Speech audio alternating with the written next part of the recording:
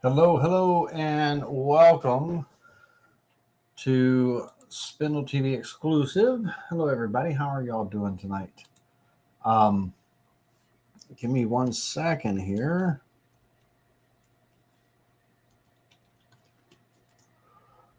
Got to log in and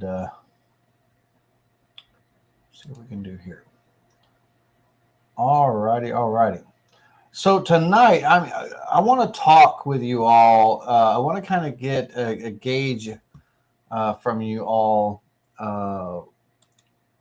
your type of machines and setups and things like that. And I want to look at Rotary Axis. Let me get back to the screen here. And there we go. I want to talk to you all, and in the chat, for those that are watching right now, it's kind of late. I put the links out late again today. I'm really digging deep into Planet CNC software. That's the motion controller software that we run on the digital woodcarver CNC machines, and I'm getting ready to launch a new release for our digital woodcarver customers, and I have an open house in Indiana coming in a couple weeks, May 8th, 9th, and 10th. And so I've been really working on that stuff, and it's kind of got me all tied up. But in working on that, it really had me going back and evaluating the machines and setups, setups for a rotary axis, setups for different coordinates and things like that. And I want to talk to you about your machines and kind of get a feel for what you got. So what I would like to know tonight in the chat, each and every one of you that are watching, I'd like to know, if you could, in the chat, what machine you have and what is the name of the controller software you use. Mach 4, motion, carbide motion, things like that. We use a program called Planet CNC TNG, the next generation, with the digital wood carvers. We use the Vectric software. Some of our customers use Fusion 360. I haven't got into Fusion yet. I gotta, I really want to start exploring that in the future, because kind of like, 3D printing is kind of piquing my interest a little bit. And the only reason it's piquing my interest a little bit is because I need to make some parts to attach for attachments for my machines and everything, and 3D printing is probably going to be the most economical manufacturing process for a one-man band or a small business. 3D printing is going to be a way to go. And I'm also learning metalworking as far as a metal lathe for machining aluminum parts and things like that, aluminum and brass parts and stuff, non-ferrous metals. And it's really kind of seeing what what people are doing with Rotary Axis, with those metal lathes and stuff. It's really kind of got me piqued back up about using my Rotary Axis on my machines and stuff a little bit more than I do. Usually they just sit there and collect dust. They don't get a whole lot of attention. So what I'd like to know is what machine you have, what controller software, and if you have a Rotary Axis or not. If you've ever, worked with a Rotary Axis or not, and things. Because I know this topic isn't going to apply to everyone, but I think it's something interesting, and I think it's something that that can also translate. Getting choked up. It can also translate over to flat carving, with especially with the router bit based toolpaths that I want to talk about in tonight's class and everything. And we'll go through that here momentarily. Now, so in your chat, if you don't mind providing that information, make sure y'all can hear me, by the way. If y'all just see my mouth moving and you can't hear me, let me know. But if you don't mind sharing the information, I'd love to know what machine you have and what controller software you use, because I don't know anything about Mach 4. I seen it and everything, but it's kind of a little bit before my time. I started off with Planet CNC motion controller. I've had to help customers get machines up and running with Carbide Motion and Easel. I think Easel was a controller as well. Win CNC, which is a strange one, and a few others. And so I don't know all the controllers out there. So I don't know what when I pass on information, what can translate over into your machines and your processes and things like that. So it would be helpful to me to know that. All right. And yeah, Open Builds is a great, Roger, I love your Open Builds CNC.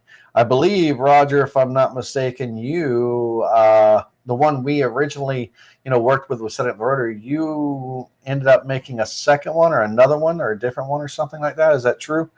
And let me know. All right, Ronnie is here. So let's get Ronnie on board. Hey, lady. Ronnie, hello, everyone.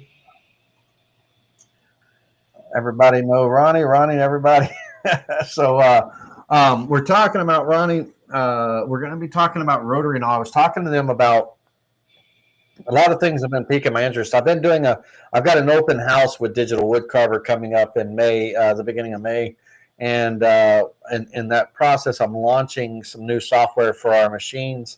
It's the same Planet CNC software, but a new set of settings and some changes and everything. And I'm really getting into the Planet CNC software and all of its functions and features and stuff. And it's kind of like piqued my interest on some stuff. And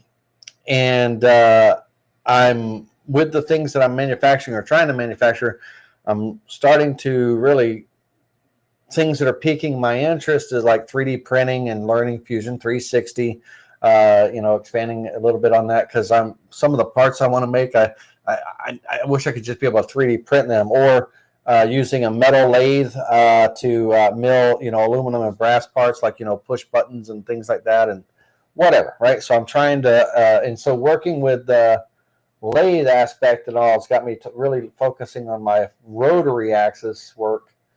And so I asked everybody in the chat what machines they have and what controller software they're using, and because I don't know, I've had the opportunity of working with Carbide Motion.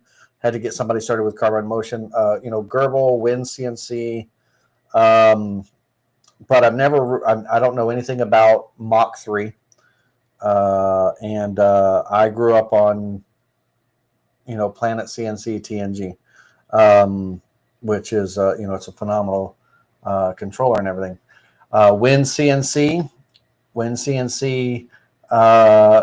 just got done helping somebody get, their old Shop Saver up and running and stuff.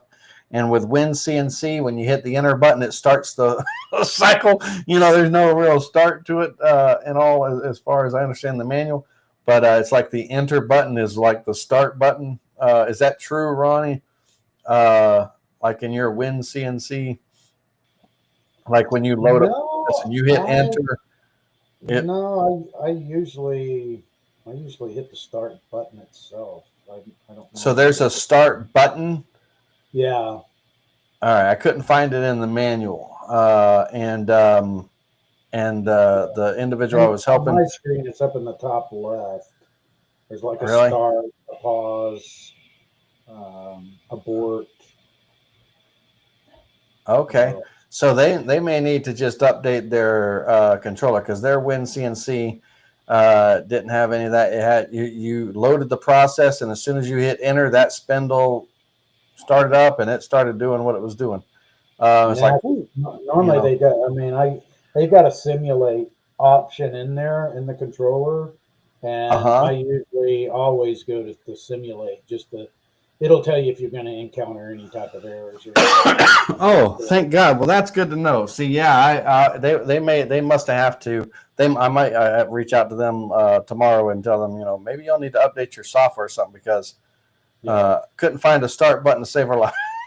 And it just it was the enter button, and then in the manual, I pulled up the WinCNC manual, and it said, enter, escape, this and that. Enter starts the cycle and all that, and it didn't say anything about like a play button or a start button or anything. I just said enter, and so it threw me off a little. I was like, what? There's no start button.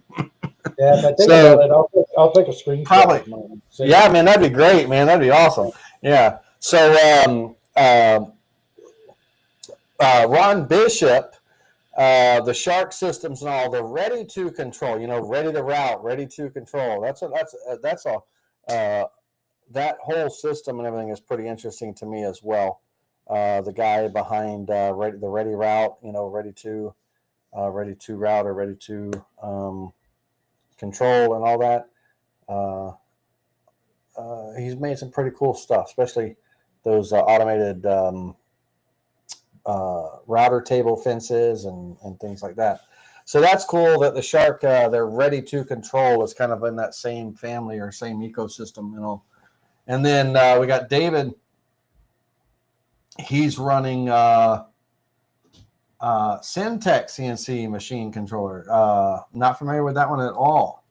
So that's a phonic controller. Nice. So David Heineke, with having the phonic controller system and everything, I would assume, David, that you might have a little bit of knowledge or used to doing conversational cam machining and stuff and all that. Is that true or false? Usually that's kind of like the shop room floor. You program in, where you're starting, where you're stopping, the path it's going to cut, whatever. You answer a few questions and it creates the G code. It's kind of like a conversational cam. Legacy's got their conversational cam software. There's Kipware conversational cam out there. I love conversational cam. I just don't know a whole lot about it. And Open Builds, Mazo. Is Open Builds Mazo, or is that a different one, Roger S? But see, this is all good, and now at least I have an understanding of what machines and what software y'all have and everything. I'd like to take a second and just show you a screenshot of the Planet CNC software that we use, and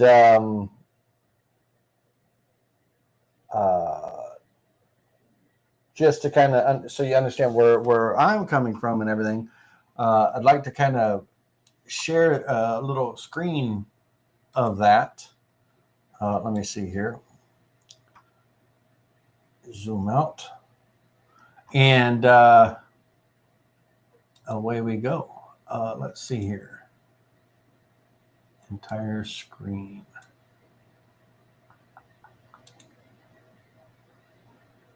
All right, let's get Ronnie and I over and down.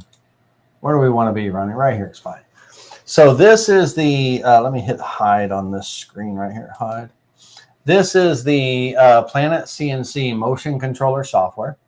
The root of this is phenomenal, but all of the functions across the top, all of the buttons down the bottom for the ATC, the buttons on the left for changing coordinate systems and everything. All of that is in all of these tabs with information for the limits, the program information. For instance, when you load a program, let me see which one I just loaded there. Yeah. When you load a program, it, just simple stuff like, the file name, the best runtime, total runtime raw, but the best time or the worst time scenarios, it's estimating, run times and everything. But then there's also a countdown clock, time to end when it's running and all. But it tells you your minimum and maximum travel speeds or your travel distances and everything, and just some general information. And with that information, if I wanted to trace or outline my carving area on the CNC, I can hit the trace function, and what that will do is it will move the router to the extent of the maximum distance that the router bit has to travel in all 4 directions, basically kind of showing me the area that it's going to carve. And if any of you have a CO2 laser or a laser, they have a tracer, and from the origin, they have a kind of a frame or trace. It's kind of what this function does, so it verifies that carving area. So when I run that router around the perimeter of the carving area, 1, I can make sure my board's orientated right properly on the table. Number 2, I can make sure there's no clamps or obstacles in the way. Number 3, depending on the size of the project, to make sure I'm not hitting any limits or anything like that, that's going to throw me off. And if my trace function can, follow that curve perimeter of the extents, the maximum distance the bit is going to travel, that's the yellow dot there. And if it makes it back to that, in this case, my origin's in the center, my X and Y origin's in the center there. If it comes back and lands, dead nuts on the center, I know it did not hit any limit or hit any of this, or it didn't lose its steps or anything like that. And it's just a nice way to just kind of verify. It's a little check and balance, With the controller software, we call it our Omni controller. The new release is the Omni controller, because I can run my laser, my rotary, or my milling and everything from the one window. And when it comes to the laser and a spindle, water cooled spindle and a laser, PWM, pulse width modulation. The Planet CNC control boards, and I don't know about the other control boards for other CNC machines, but only a certain number of outputs have PWM, pulse width modulation. So you can hook a spindle up. That's what does, cycles the RPMs in the software, or a laser that cycles the power and all, that pulse width modulation. So depending on how much power, if I'm using 50% power, 40% power, the signal coming out of that output will adjust accordingly for that, that proper power and RPM. Well, I have 3 outputs with our control boards that have PWM, and the rest do not. So 2 of them use the I have the spindle on one output and the laser on another, because they both use PWM. And we used to have a bunch. We used to have a program, this window that you see here, but there would be 3 different windows. We would open up a window for mill mode, meaning we're carving on the table and the spindle is what's firing, not the laser. We would have laser mode, or pick laser mode, we called it. And when you open that window up, it would fire the laser and not the spindle. And when rotary axis or 4th axis mode or probe mode, we would have a different window for those as well too. Well, now everything is all in one window. And what these functions do, from switching from mill mode to laser mode and everything, is in the settings. If we look at the settings window here, and I go to within the settings, if I go to the spindle settings, which is technically, the settings that turn on either the spindle or the laser, the output pin that controls the speed, that's the PWM. Output 6 is for the spindle, and output 2 is for the laser. So when I'm using the laser, this output pin has to switch from 6 to 2, and the minimum and maximum, RPMs has to switch to power. And when we switch to laser mode in the software, when I activate laser mode, if we go back and look at that same setting that I was just at, it's now 2 and 100% power, right? It changes it with the click of that button. And switching back to mill mode, enabling mill mode, if you will, switches that same setting. If I go back and look, it changed it for the spindle, right? So with the delay and everything. And when we are calculating a spindle's turning, if my fourth axis, if my rotary axis is belt driven, there's a large pulley and a small pulley, and that pulley ratio and everything, that calculation has to be done depending on the stock diameter, so that the motor, the steps, if it's 200 steps per revolution, if you will, on the motor and all, based on the large pulley and the small pulley, the ratio and everything, and also the micro stepping on the driver, 1/8 inch micro stepping, 16, 32nd, whatever it's set to, the dip switches, all that factors in, so that when I tell this motor, to turn the circumference of the piece, that it turns, a full 360 degrees. That's when I'm using the rotary axis as a y-axis or something like that. Well, I've just switched, and it's going to be a little bit new for the guys and girls that have our rotary axis and all.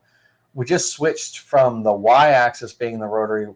It's going to be the a-axis, and so they got to get out of the thinking of inches per minute and start thinking of degrees per minute, right? Things are going to be on a degree. So a spindle, no matter what size it is, depending on the gear ratio or the belt to pulley ratio, it's got to be able to turn from 0 to 360 full revolution. Stock diameter really doesn't kind of play a role at that point. But so this button, sets that when I come in and put in the size of whatever the stock is and everything, and I run that procedure, it comes in and runs those calculations. And if I come here, we can see that a little bit better if I do this. It runs those calculations, and it changes those settings in the background in the settings when it changes all those settings and motor settings, so that my spindle turns 360. Well, a lot of this stuff is custom. All this coding and everything to make this happen is custom and everything. And I'm getting ready to, I've been buried into this stuff. We're getting ready to release this. Ronnie, on your machine, on your Shop Saver, you have on your spindle, you have a warm-up procedure, don't you, that you got to run so your spindle warms up, or? Yes, I do. Yeah. Okay. How now on one Shop Saver that I know, they said it was like a 15-minute process, like a 15-minute warm-up. What is yours about 15 minutes, or do you have it set to a little faster, or your little warm-up? It's not anything I set. It's already pre-programmed in there, right? From right. Shop Saver, but I want to say I don't think it's 15 minutes. It may be like 10 minutes or something. It's gonna. Yeah. I want to say it starts at around 8,000 RPMs and, runs there for several minutes, and then it bumps up, to 12 all the way to 24 or something like that. So. Yeah. Now the clock you're about to see here, the minutes are running fast because I have it set for to change every 4 seconds for now instead of every 59 seconds. But we have a warm-up procedure and just add it in. It's a 15-minute procedure and everything. And when it's running, it starts off at 5,000 RPMs, and then as it counts through, it'll ramp up from 5,000 to 12,000, then to 18,000, and it stays at 18,000 for a period of 6 minutes or so. And once it gets to around the 6-minute mark, 5-minute mark, it starts to wind back down from 18,000 to 12,000, 12,000 to 5,000. And then at the end of time, now, of course, you see it says 8 minutes. It's 7 minutes. It's flashing every 4 seconds. I've got that done purposely for time's sake, so the people get the idea. But this is something that we never did with our CNC machines. We never had a warm up procedure, but we're starting to, some of the spindles, the bearings, and all really recommended to have a warm up and all. So this warm up routine and everything, as it cycles through, the RPMs are constantly changing. At the 1 minute mark, it'll go down to 5,000, and then of course when it's finished, it's it completes, and then it shuts the spindle off, and that process is done, right? That's new. I just set that up, that programming and everything up for that for our larger commercial machines, because I think warm up is important and stuff. This isn't supposed to be a whole show and tell about this. I just wanted to kind of show you Planet CNC, right? So over on the left, my offsets, coordinate systems. When I choose a coordinate system that I have set up, like my Rotary Axis coordinate system, my router knows exactly where to go to be at X0, Y0, and also it knows how far it is from Z0 of my spindle, just by switching to that coordinate system and then moving over to that location. It's already zeroed out. I don't have to do anything to it. I just have to, pick up a tool, measure, and then run. But everything, it automatically, when I move over to the coordinate system, everything X, Y, and Z is already zeroed out from my 4th axis. I don't have to piddle around with it. The coordinate systems for any machine are phenomenal. It's a way to section off your table. We talked about this in the past, but it's a way to section off your table, and I could have an origin, X, Y, Z origin for one area of my table for where I have a jig or something. And I could have another X, Y, Z origin on another area of my table set at another coordinate system. And when I'm, finished carving here, if I need to carve something, I can move over there and carve. And in my post processor from Vectric, Vectric Fusion 360 will allow me to choose the coordinate system, and it puts it right in the G code. And the G code knows that I'm running on that coordinate system, or I'm running on this coordinate system, or I'm running on that. So it takes the machine where it's supposed to. Well, Vectric doesn't do that natively. So within the post processor, the custom post processor, we have multiple post processors for the different coordinate systems, system 1, 2, 3, 4, 5, or 6. And if I'm running on coordinate system 2, I'll make sure I save my file for that coordinate system, or coordinate system 1 or something. And my machine will then know where to go from homing. When I home my machine, it knows where to go for each of those coordinate systems and those origins and everything. And it's all, automatic, and it's a way to set things up. And David, thank you very much. And yes, the ceramic bearings and air cooled, exactly right. The warm up is great for those. This is Planet CNC TNG. This is our controller and everything, and it's I'm just in the process. I'm not 100% done, but I can change the layout and get it all set up, and then whatever I create here is what it is. It's our dashboard. It's our user interface and all. So I'm in the process before our big release. I'm laying everything out, getting all the colors coordinated and everything, right, just to make it more pleasant. So that's one thing I'm working on. But the Rotary Axis, and calculating its settings and all that stuff, that is something that I want to talk about, and I want to kind of put something together. But I want to know, because I know not a lot of our members have rotaries and things, but I have alluded to it in the past about jobs that are created based on router bit profiles, and not necessarily Yes, some areas or some table legs or some statues or something is a 3D model, right?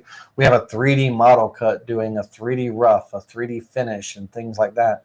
But sometimes I can achieve that 3D cut with the use of a bit, like a rope twist bit, or an OG bit, or a round over, or a beading bit, and I can create these very simple cut patterns by having the bit follow a path, a profile cut. And when it's all said and done, I have a 3D table leg that has fluting on it, that has twists on it, that has, coves and things and all. And it wasn't a 3D model. It was just a router bit that did that, and everything. And Legacy was really good about that back in the day. And they're still good about it. I mean, they're still around. But Legacy had their ornamental mill. And then when they went into their CNCs, like their Mavericks and stuff like that, they created that conversational cam so they could still use those same router bit based, profiles and stuff to create, fast table legs and all. In a timing test and everything, there was a table leg they did. I forget the overall length of it, but one was done strictly with the Vectric software as a 3D model. The same table leg with a small portion of a 3D model, but the rest using profile-based router bits. You'll see what I mean when I say profile-based router bits in just a second. With that, when it was all said and done, both legs looked exactly the same, identical, and everything. But one took 3.5 hours to carve, while the other took 34 minutes to carve, right? And of that 34 minutes, the small grapevine or whatever it was at the top of the table leg, the 3D carve, that was the 30 minutes. The rest of the stuff, the router based carvings that made this leg, it was like a matter of minutes, just mere minutes to get it done. And for me, that's wonderful, because if I'm doing a table leg that on the end of it requires me to, let's say I'm making a pedestal, and on that pedestal I have 3 legs coming off of it, and those legs are dovetail joined. So there's a sliding dovetail that, on each of the 3 legs. And so in my project, let's say that my project is 28 inches long. And let's say that it's 4 inches wide. I'll start in the center, bottom left corner, and I'll revolve around the x-axis. That's fine. Well, let's say that in my table leg, let me draw it here, that I need a cut to either we'll do kind of like 4 feet, but let me draw, say I need a dovetail joint here. These are, none of these boxes match, but pretend they're all the same. But I need my piece to my dovetail bit to be able to come to the end of my stock, come down, come in like a keyhole almost, and come out.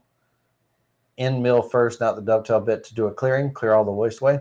Need to go in, come out, raise up, that part rotate 90 degrees, and it make the next cut up. That part rotate 90 degrees, come up, cut 90 degrees, and then it'll go and change, or I'll change to my dovetail bit, touch off, and then it comes and does the same cut, but now the dovetail bit's coming in and out. It's going down, cutting in that dovetail slot all the way around, all 4 pieces, right?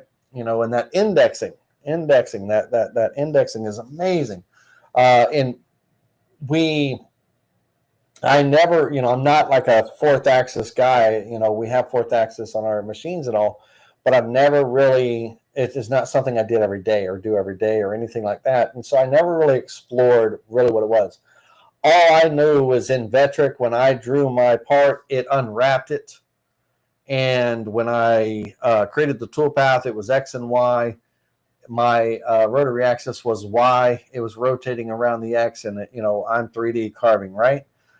didn't ever pay any attention to indexing or, doing anything or using router bit based profiles and stuff to create table legs. And as I start getting more and more, I'm getting older now, so I'm starting to, I want to. I'm doing things now that I didn't do before. But the world of Rotary Axis is phenomenal. Let me take you through a router-based bit layout, router bit-based layout, so you understand what I'm talking about. So the first thing I'm going to do is I'm going to draw a rectangle here. And this rectangle is, my part is 4 inches. So I'm going to, it's square, 4 inches square. So out of that, I'm going to probably get about 3 15/16. Otherwise I'll end up with flat spots and everything. So first things first, when I'm setting up my job, I need to make sure I set my job up, not for the size of my blank square stock, but the size of the spindle that's going to come out of that stock. So in this case, I'm going to go 3.9375. That'll be my overall size. Now, the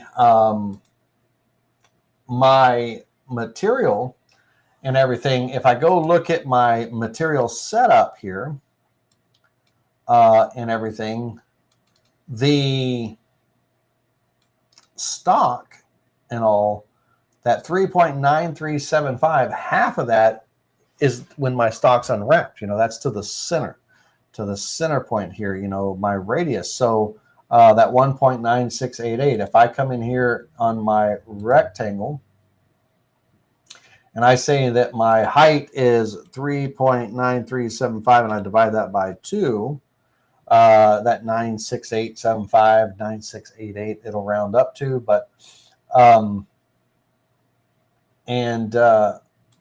that's going to be the profile that I'm working with.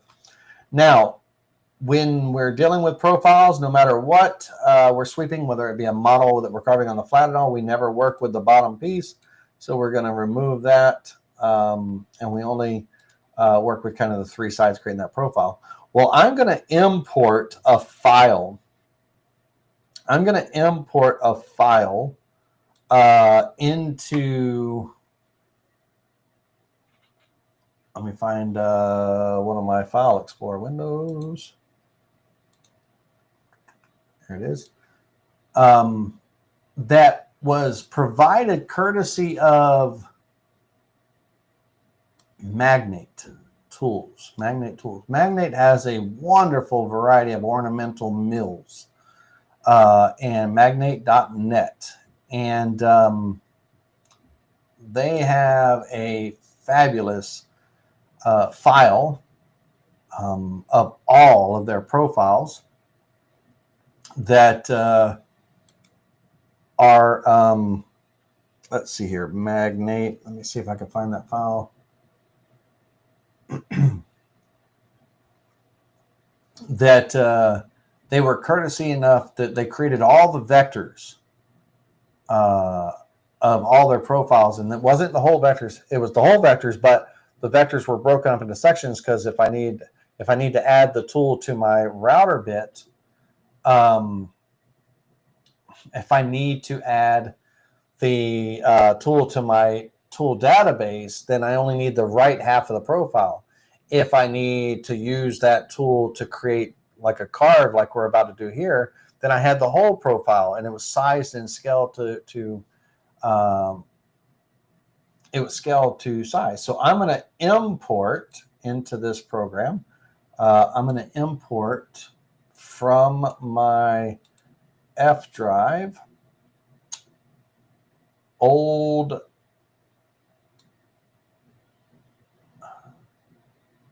hold on, so I don't have to keep looking back and forth. Old DVD drive files, old D drive files. There we go. And then the woodworking show class file, TWWS. So go to the T's.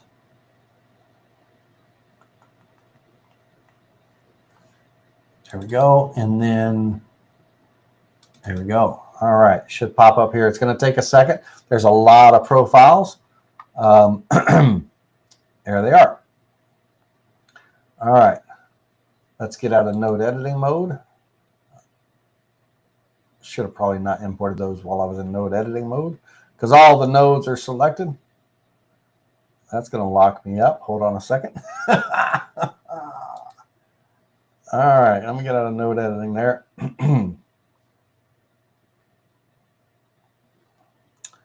Oh, that was silly, Lainey. Why did you do that? Give it a second. That's a lot of nodes for it to deal with, ladies and gentlemen.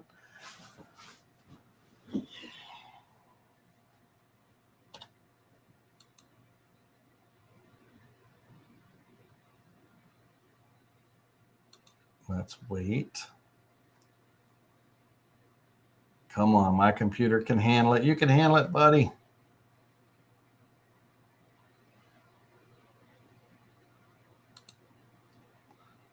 All right, I might have to crash it just to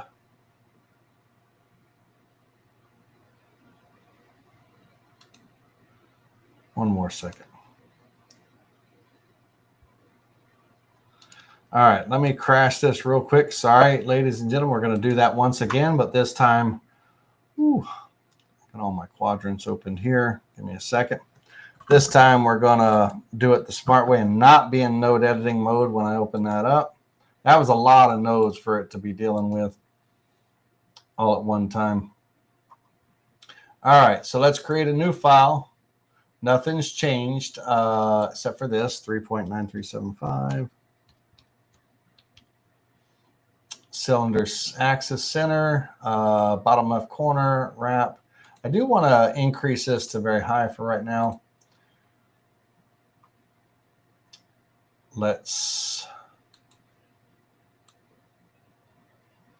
create this 1.96875. Go to node editing one time. Make sure I delete that span and then get out of node editing. Wonderful. All right, let's do that one more time. Import.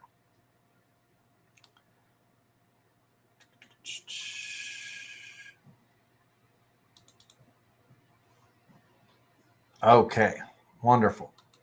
All right, so let's take a quick look here, and let me go bigger. I'm going to bring Ronnie and I down to the bottom. So I'm going to go larger on the screen so we can see that a little bit better.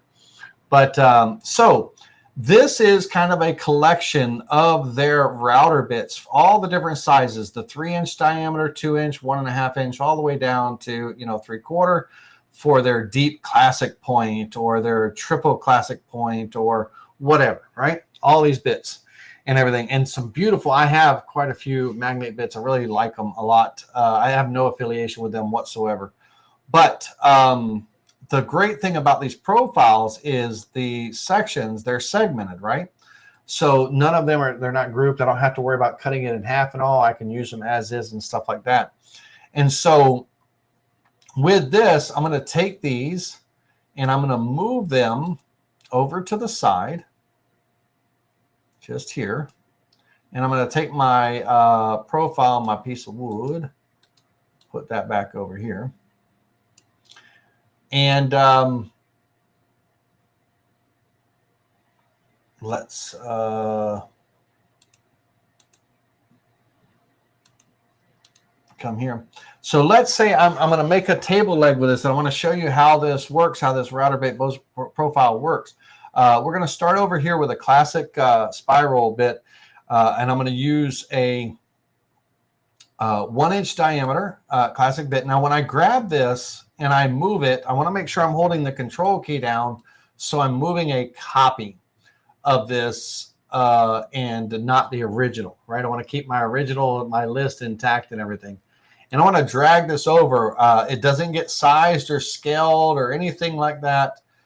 It gets just put into position. And the depth of the bit, how deep the bit is, the depth of the profile when the bit is cutting at its full depth, that, that represents, kind of that line here. And let's go with, so with their 1-inch on the barley twist, let's see here. let's go over to here. I'm going to use a deep classic 1.5 inch diameter bit. So I'm going to select this one right here. And again, hold that control key down. Move that over here. And I'm going to bring that just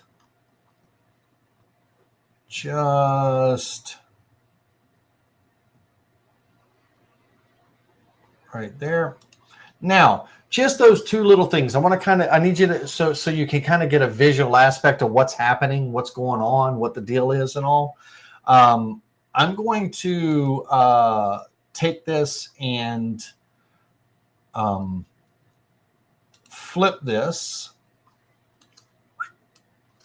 I'm going to mirror it, create a mirror copy, and I'm going to flip it to the bottom like that. And when we're looking at, let's get on the board just so you can see everything. Let's get centered on the board so you can see it in the white with a white background. Okay. So when we're looking at something like this and we're trying to visualize what this part's going to look like, let's draw a center line down the board. Okay. And then when we come in here on each of the points, we're going to get that 3D visual so you can get the visual in your head and everything.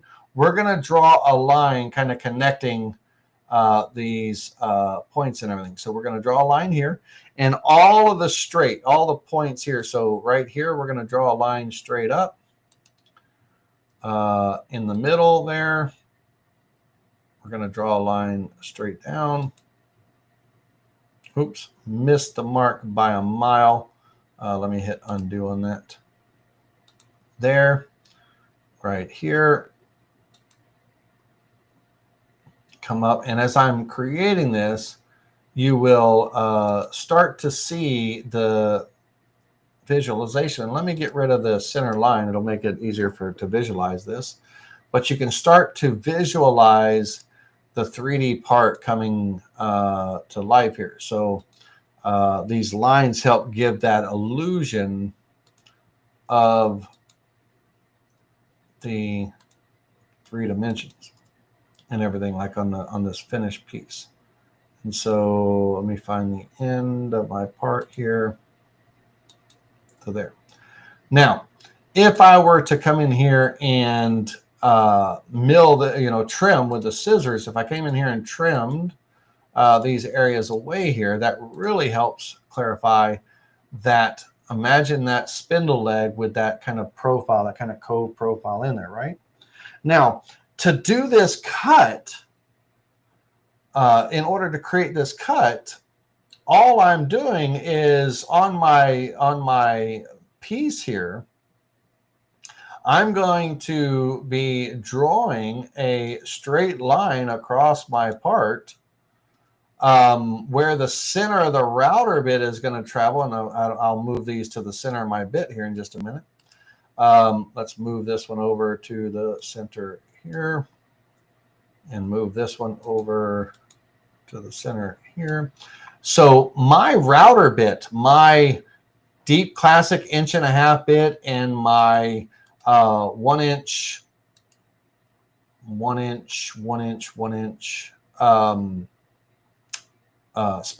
classic spiral bit. Those bits are literally just going to be a profile cut on the line, cutting to the depth of the bit, that height of the bit. So if I select that entire bit, let me grab this side too. Not that, I gotta, bear with me a second. Node editing. We'll cut that just for just a second. But that right here, that bit is 0.2187 inches tall from the top of the bit where it starts to go straight. The bit comes down, that comes this profile. So my depth of cut is going to be a profile cut 0.2187 inches deep. And when it cuts, it's going to cut that groove in all the way around the part. And then this part here, this bit is 1.5 inches wide by 0.72 inches tall. So 0.72 inches would be the depth of cut on this profile cut. And when I create that cut, with that bit, which you'll see in just a minute. We're going to do it in the 3D view. It's that one bit making that profile cut. The bit goes down, part turns 360 degrees. Bit goes up. The other bit goes down, part turns 360 degrees. The bit goes up. Those two cuts like that, you know, done kind of deal, right? And so if I had these bits programmed in to my part, so when we're looking at the 3D view, let me turn on the part here and let me wrap it up.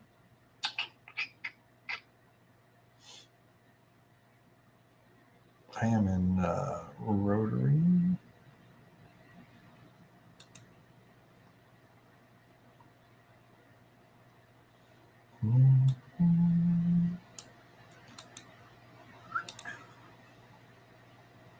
So right now there's nothing here, but let me create the actual toolpath.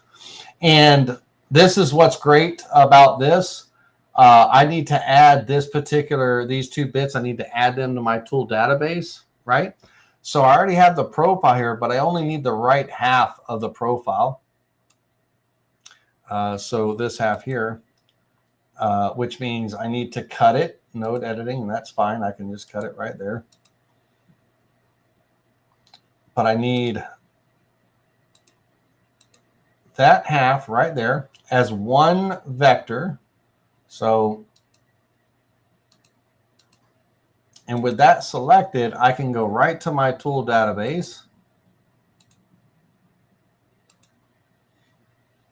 And I'll just do it up here. New form tool. It'll draw in that bit with the diameter. This is a 2 flute bit. My pass depth, I'm going to go 1/8 of an inch per pass. I'll spin that at 16.5, 100 inches a minute, and we'll go 50 on the plunge. Click apply, and I would give it a name, you know, for what it is, but for now we'll just give it a click apply and click OK. And then the same thing with this bit really quickly. Node editing, cut it right there, and I need this, this, and that. Join that together. That's not my join tool. My join tool is this one. And then go to my tool database. New tool. It's a form tool. So it creates that form, 1 inch. It's also a 2 flute. We're going to go, again, I'll stick with 1/8 of an inch. This one is going to spin at 18,000 RPMs. We'll go 75 and 25. Click apply. Now, when on my tool pass, I just select my line here. It's going to be a profile cut. The cut depth is going to be based on the depth of the part, right? So when I select this part here, that entire bit is 0.7250. That's my magic number, 0.7250. We're going to use that bit, and we're going to cut on the line, calculate that tool path. While we're here, first of all, make sure you have the correct line drawn. That line right there, let's calculate that tool path. Wonderful. And then the second line, this one here, is that particular bit has a cut depth of 0.2188. So profile cut, 0.2188. We're going to cut with that 1 inch tool on the line, calculate. And again, make sure you have the right line selected like a goofball. I keep selecting the profile. Calculate. And so now when I run these two tool paths and everything, you know, I'm going to create that cut just from those 2 bits, right? That beautiful little ornate little cut right there, you know, based off those 2 bits. And imagine the combination I could do with the rope twist bits and things like that. And if I did have any 3D elements, then I only need those 3D elements to carve in the area they're going to be carving and all. But those 2 cuts right there, those 2 cuts, you're looking at 1 minute and 28 seconds to perform those 2 cuts, right? So router bit-based tool paths, where your profiles and designs and everything are based off of the router bits profile, round over, OG bit, a beading bit, you know, all those things. Like a round over on one side of the cut and a same round over on the other side of the cut will create kind of almost like this bead right here, but with the same depth on both sides, you know, the same profile and depth on both sides. So you can do some beautiful ornate work very quickly. Now, there's one tool. It is absolutely love the tool. It is, you can call it a bird mouth cutter, sideways V cutter. There's all kinds of, you know, terms and words for it, but let me see if I can pull a picture of it up online. Bird, I don't know if that's the technical term, bird mouth V-bit.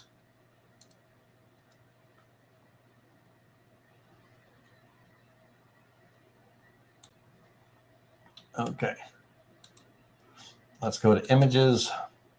And these V-bits, these bird mouth V-bits, or however you want to call them, the sideways V-bits, they're large, they're small ones. There's, you know, there's all kinds of different profiles and things like that.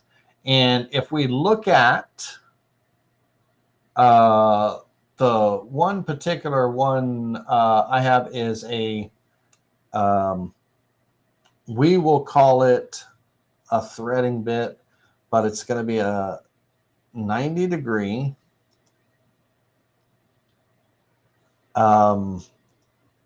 single thread router bit. And from Magnate, it looks like this right here. It's basically, you know, when it's cutting down, it's a sideways V cut, right? You know, so it's a sideways V cut and everything. And you can also, but yeah, that's the one I'm talking. That's the one I'm referring to in this particular instance here. Well, if we were to look at as an example, give me just a second.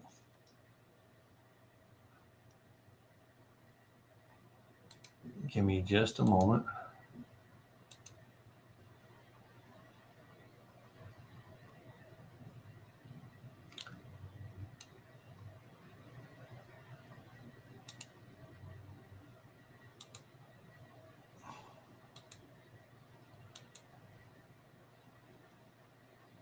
Almost there. Bear with me just a moment.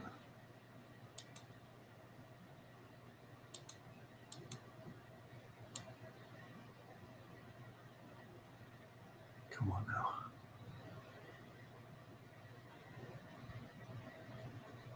Don't let me down. There we go. That'll be fine. More options.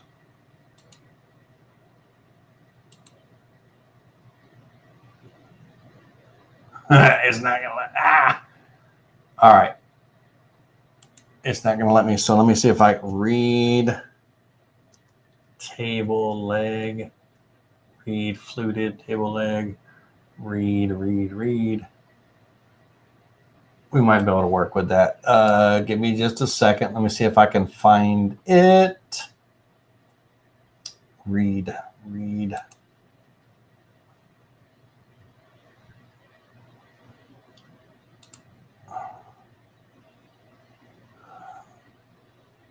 This will have to be close enough. Anyhow, let's see if we can open this image in a new tab, see if we can get it any bigger. Not a lick bigger whatsoever. I don't know how well that shows up. That's very small. But see if you can squint your eyes and see. Hold on a second. Let me see if I can. That's fine. Let me open this up. We'll use photos and zoom in. There we go. All right. You see these cuts here and everything on a reeded table leg and stuff. If I were to create this in Vectric and everything as a 3D model, my tapered ball nose bit, I'd have to use probably a 16th inch tapered ball nose bit or what have you to get down to those little nooks and crannies. And it's gonna do a pass, you know, it's gonna rotate a little bit to a pass based on that 8% step over or whatever the case may be. Well, with my reed bit or sideways V bit or whatever the case may be, I would be able to create my spacing in a series of lines horizontally here and you know, have them spaced out. I don't know, whatever the spacing may be. I'll just for right now do 1/8 of an inch. 1/8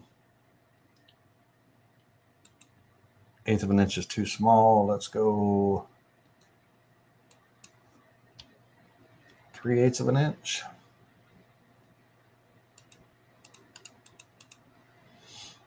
And let's center those.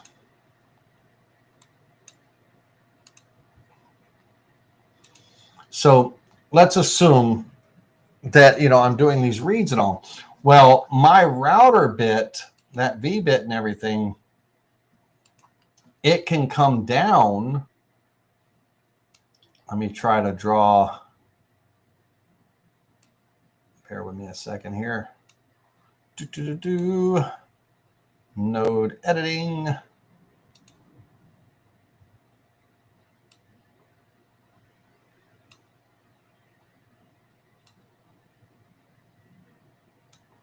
We'll pretend that this is the bit right here. Weld. All right, let's pretend that's the bit. I'm not the best at all drawing on the fly, but my router bit can come off to the side and it can cut as that part indexes and rotates. My router bit comes and makes a, you know, a Z move into the, well, not a Z move this way. It comes Z to half the material on the outside. It would make a Y axis move in, and then it would make my X axis move, you know, cut. It would back off. It would rotate to the next line, come in and cut all the way around until that part turned 360 degrees. Fast, right? Kind of deal. And you can do the same thing with beads and all of that stuff. What I was going to show you was there was a beautiful example.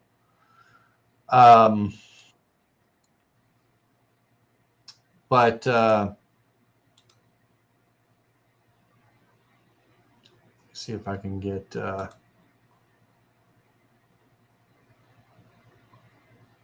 I can't get it to enlarge. Well, that's crazy. Anyhow, I can't get it to enlarge. But there was a great example of that, about actually showing the cut and everything and all that. But it's okay. I think you all get the idea. Well, this router bit and this single line, I don't have to create this 3D model and have my ball nose bit, you know, back and forth, up and down, you know, and all that, you know, and everything as it turns. I can just have my bit come in and do the cut. That bit could be, it could be a round over, it could be a dovetail bit, it could be whatever the profile needs to be. You know, I can make that cut. And even if it wasn't a sideways bit and coming off to the side and all, if my bit was a down plunge, then my bit would come, you know, in from the top. right? And it would just follow those same lines and it would rotate from the top, either one. Now, my bit happens to be a side cutter, right? Side slot, cutter and everything. So it comes off to the side. And when we were doing y-axis was the rotation of the spindle, the y-axis and not the A. My A-axis was where the router was positioned center on the stock. My y-axis was the rotation. Okay. X, was going the length of the stock. And Z was when the router bit was going into the stock and away, right? So if I wanted to do a flat pocket cut or be able to move over and cut over here and then move over and cut over there or move over to the side of the stock and come down and cut in, I didn't have that freedom. I didn't have that movement and everything. I didn't have that y-axis anymore and all. But now that the rotary axis is the A-axis, as it should be, I have X, Y, and Z movement. So I can do anything I want with that cut and everything. I can move my y-axis over and I can cut a flat pocket in the top of a part. I can move the y-axis, come down to the side, and then come in and do the cut. I can control all of that now with the rotary axis and everything. And it makes the carving so much faster. Now, yes, I had to spend money on the router bits and everything. And on, the bits, let's say that this 3951 here,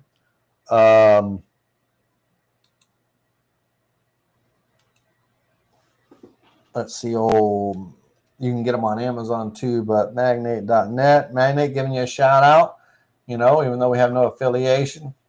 But 3951, that particular bit, 3-piece set is $133. The one bit is $40, right? So, you don't go out and just buy, all the bits all at one time, right? You accumulate them over time. And these are great not just for rotary jobs and things like that, ornamental mills, but also flat work too, doing like raised panel designs for doors and cabinet tops or box tops and things like that. These beautiful profiles and everything where I can have, instead of doing a 3D model of a box lid, I can just draw a square and my router bit come down and cut that profile in a matter of 2 seconds versus 2 hours. Oh, it's a game changer, right? When it comes to production and all that stuff. So these bits, they are part of doing business, right? They are the cost. But they're great quality, and I have nothing bad to say about any one of them. I love my profile bits and stuff, but what I love most is that I have all the profiles, and I have no problem sharing this file. It's a public file that Magnate has on their website for download and all. But when I'm creating these jobs and everything, I can visually see what that part's going to look like and everything. Visually, but all I need to do is draw the line where the center of the bit's going to cut. I don't have to create the model. I don't have to do the 2-rail sweep. I don't have to do this. I don't have to do that. I just have to, my layout helps me visualize what the end result's going to be. I can use a variety combination of router bits to achieve some amazing things. And the cool thing about it is I can overlap bits to make different profiles. And so if I, what's a good example of an overlap? Let me see here. If I came in and we'll grab this 3/8 inch cutter here. Hold down that control key when you're dragging over so you don't lose your settings and all. I'm going to bring that, snap it down to there. And then let's take the 1/2 inch bead bit.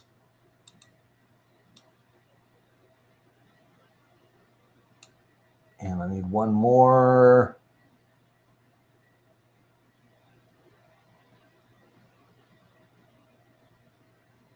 We'll go with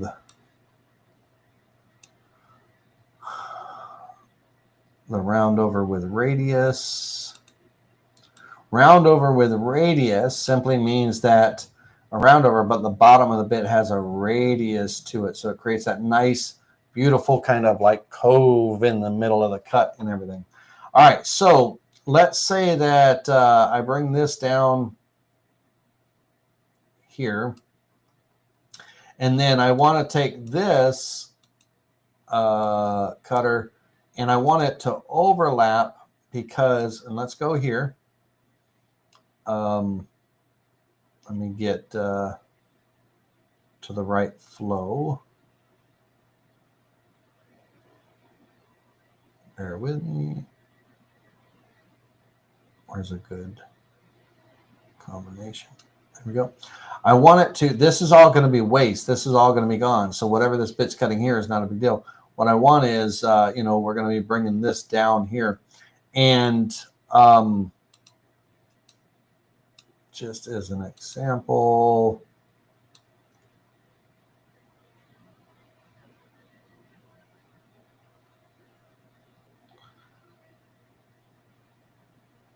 let's come off here. All right, now,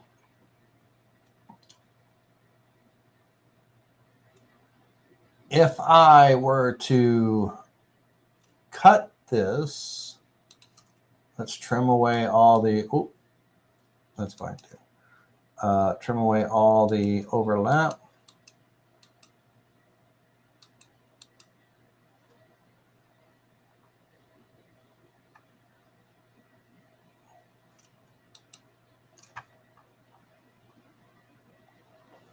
Okay, so let's get rid of these lines. Let's make this make sense to you.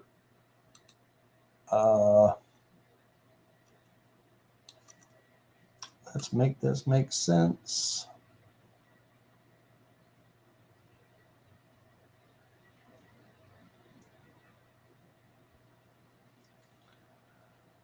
Draw a straight line here.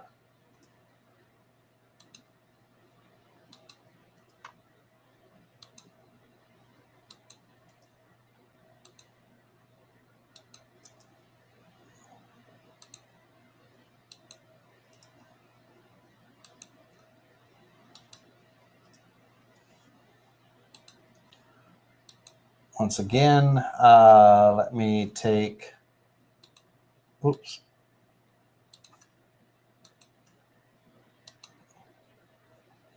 And if I, well, the middle lines help kind of really show kind of the three-dimensional aspect of it all. But what's happening here, what I want here is that this is going to be rounded over like it is. Got a little trimmer do right there. But it kind of almost comes up, not quite to a flat here, but it's not exactly an arc, but it just comes in and kind of flattens off, almost like a slight chamfer, round over, whatever you want to call it, where it's not straight, it's not arced, it's just a nice little transition here. And the same thing here, another transition here to this cut and everything. And so it kind of creates that, you know, unique look there. And again, the point of that is you may never do that and all, but you can overlap your router bits. You can have them cross over where, you know, they're part of that bit might be cutting waste or something. But when the combination of these 3 bits or 4 bits or whatever are kind of cut, and wherever they're overlapping and all that stuff, it creates a completely unique look, you know. And all it's doing is the bit's following a single line. I'm not creating a model or anything. So, you know, I don't know what this class is going to teach you or anything like that, or, you know, if there's a lesson to be had here, but router bit based toolpaths. If you have a rotary axis, or if you ever think about doing rotary and everything, these are going to be, classic, type projects and all for you, where you can really do some amazing things with it and stuff. And I started out with 3 router bits. I started out with the rope twist bit. The rope twist bit is right here. It's a very simple, subtle, kind of like a very simple, subtle V, slight little round over. I had the 1.5" rope twist bit, and then I also had a barley twist bit. The barley twist bit is kind of a round over with a large radius there. This barley twist bit for those candlesticks, those hollow candlestick turnings that you see, where it looks like 2 twists and it's hollow in the middle. That's a barley twist, the barley twist bit. So I had the 1.5" barley twist bit, and then I had one of their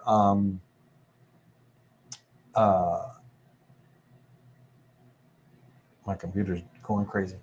I had one of their plunge round over with a radius, which was their 2-inch one, 7592. And that was the bits that I started with, and everything I did, on the Rotary Axis, that had, something to do with table legs and all. I always used those bits, when I was doing twists, and things like that and stuff.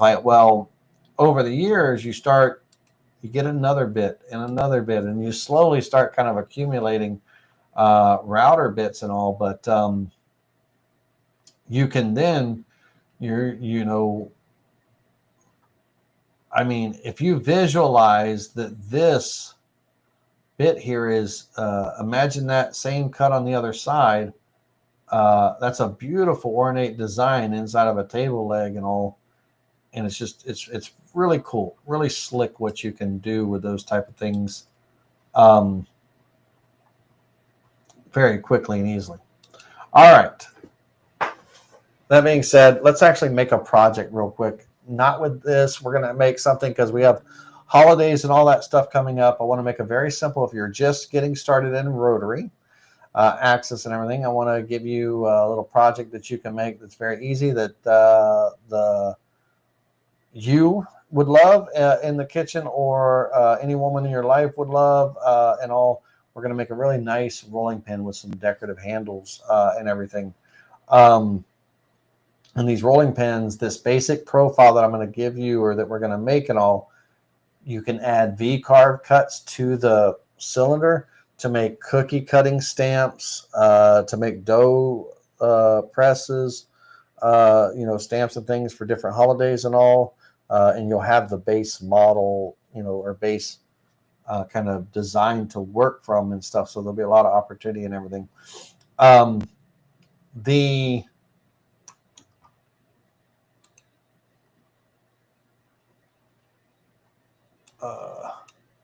If you will hold on 1 second, I'll be right back. Let me grab something really quickly, a little visual aid.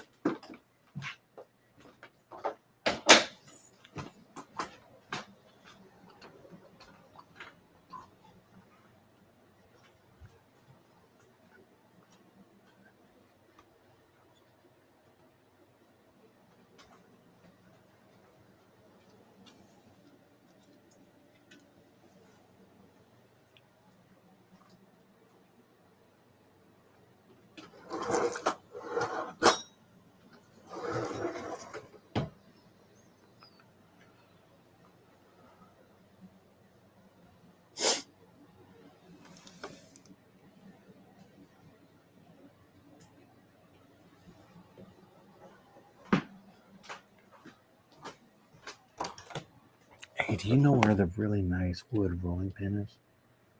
Was it really nice rolling pin? My rolling pin, yeah.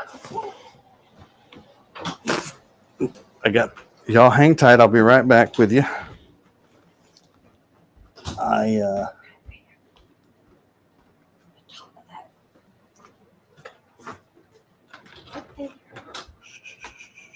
Oh, if it was a snake, it bit me. Holy cow. All right. Bum, ba-dum, bum, bum. All right. Okay, so let me go large really quickly. All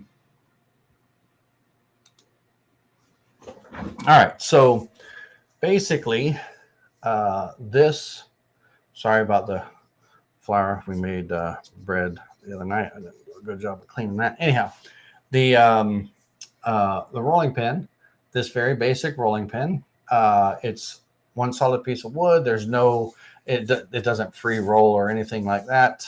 But it is a very nice, classic, look and feel to it. Can be made out of some, really beautiful wood. But the center part here could be, I could carve, the same design with, raised embellishments in here to create cookie stamps or, presses for, you know what I'm not. I could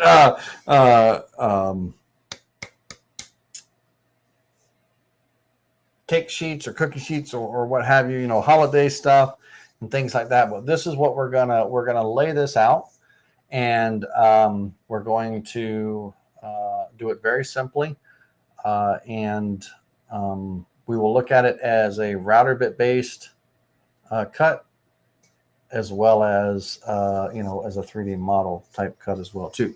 So the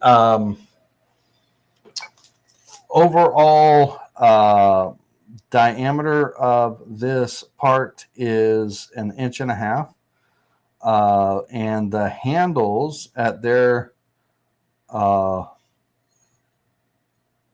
let me see here.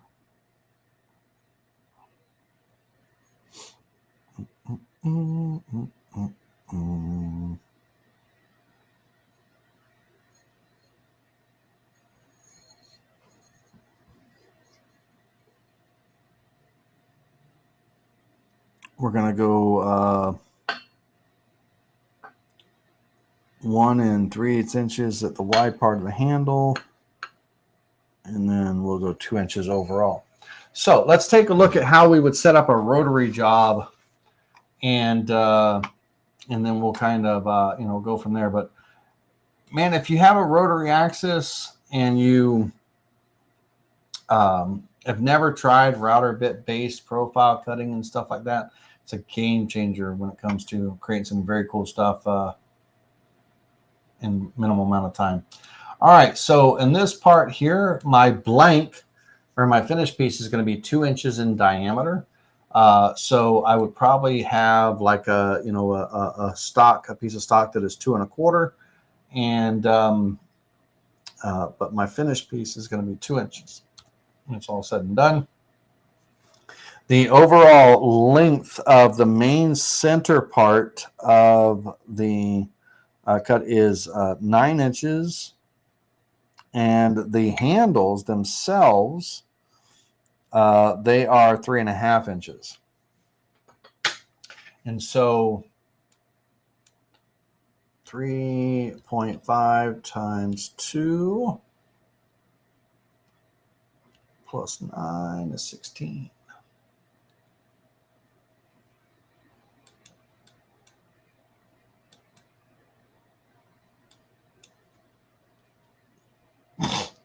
And we're going to click OK. All right. Now, when it comes to, if we were doing this as a 2-rail sweep,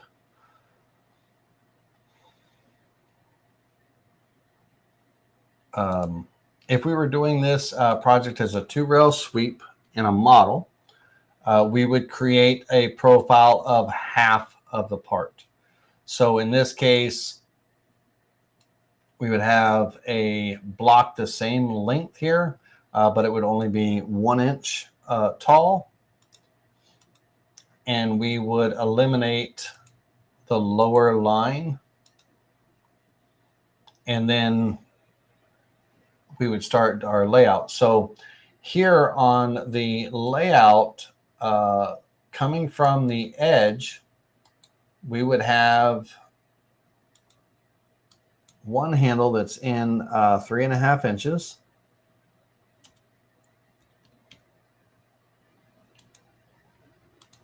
And on the other side, the same thing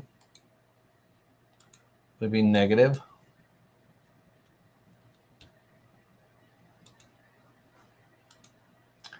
And here, this center part is going to be the full size, the full diameter, right? And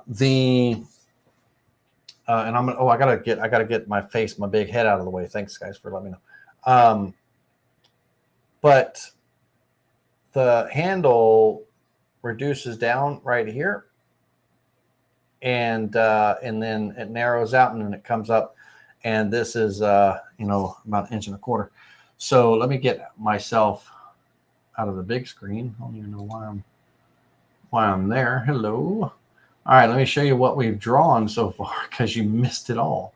On our part here, we've drawn a rectangle that is 1 inch high by 16 inches long. Our job setup on this rotary axis is 16 by 2 inches. That's the finished diameter of the finished piece there.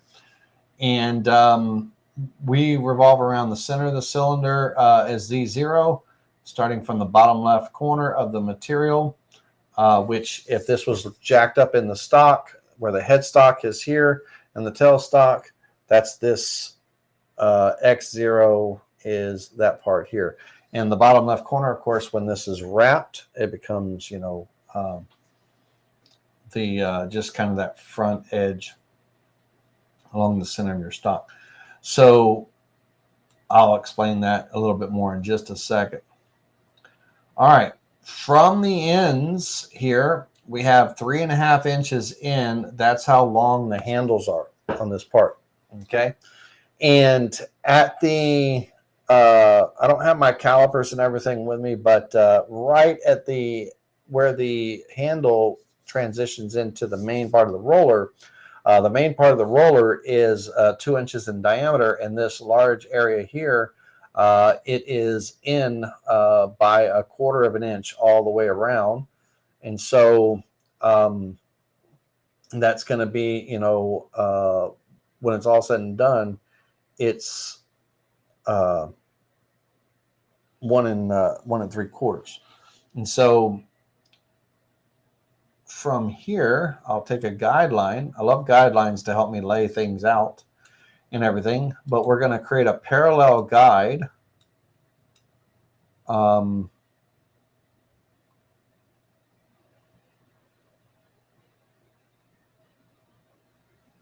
It's going down. It's a negative number, 0.25. Now, if I'm in 1/4 here and 1/4 here on both sides, right? That's that's a 1/2 inch, reduction, if you will, on this. And so this actually, let me verify before I talk stupid. We are, I'm at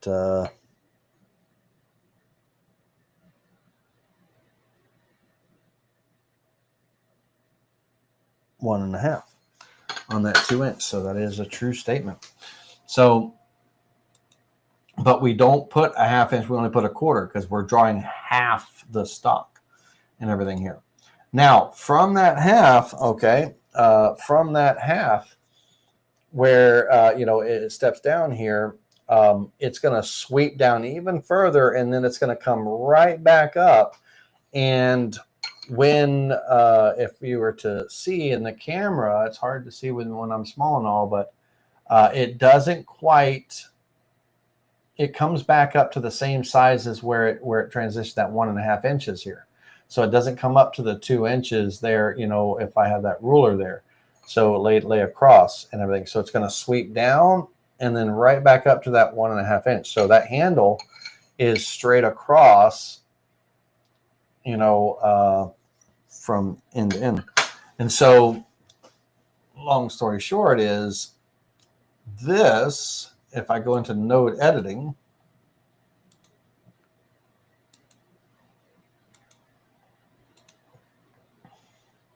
and I insert a point here, and I insert a second point right here, That second point will allow me to drag this down and snap it down here. And this will get snagged down to here. From that, and I'll make sure that my lines are straight. Man, zoom in to your nodes and all when you're drawing and all. Really get up close and personal, because when you're pulling those nodes and everything, you might think you're snapped into a certain area and you could be off ever so slightly. And sometimes it doesn't make a difference whatsoever. Sometimes, man, when things have to fit together, it's critical that you're like on your mark. So here we are going to come in probably about halfway. I would say just about halfway. And we're going to insert a point here. And this area is going to come down, and it's a nice arc. There's no sweep or anything. It's just a simple arc. We could Bezier it and everything, but an arc, it's just going to be a nice little sweep. And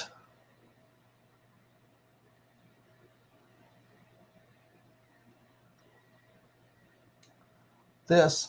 Now we'll end up smoothing this off in just a second, which means it'll transition and roll really nicely into here. Pull that down just a little bit more. There you go. Now, when it comes around here and everything, it's going to be kind of back at that same height, but it starts to there starts to be a little bit of an arc here as well too. So what that means is this doesn't just come right up to here.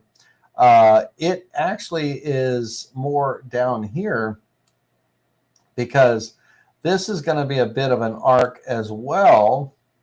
Let me bring this down as well. And this one, I will go ahead and Bezier it. Or not. No, I don't need to. Let me just make sure I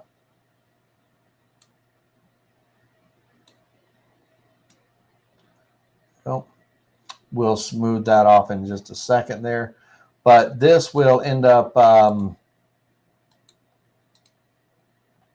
transitioning really nicely. Now, the fillet tool, we're going to just, on the fillet tool, we're going to go with a small radius right there, just little, it's very subtle. Get rid of that sharp point. And everything else we're going to keep solid like that. Now, that is the half of the handle here. I want the same thing on the other side. I don't want to have to reinvent the wheel and, try to, try to recreate that over here, freehand and all that willy-nilly stuff. So what I'm going to do is I'm going to go ahead and cut the vector right down the center line of this here. And that is not the place I want to cut the vector. Almost screwed up.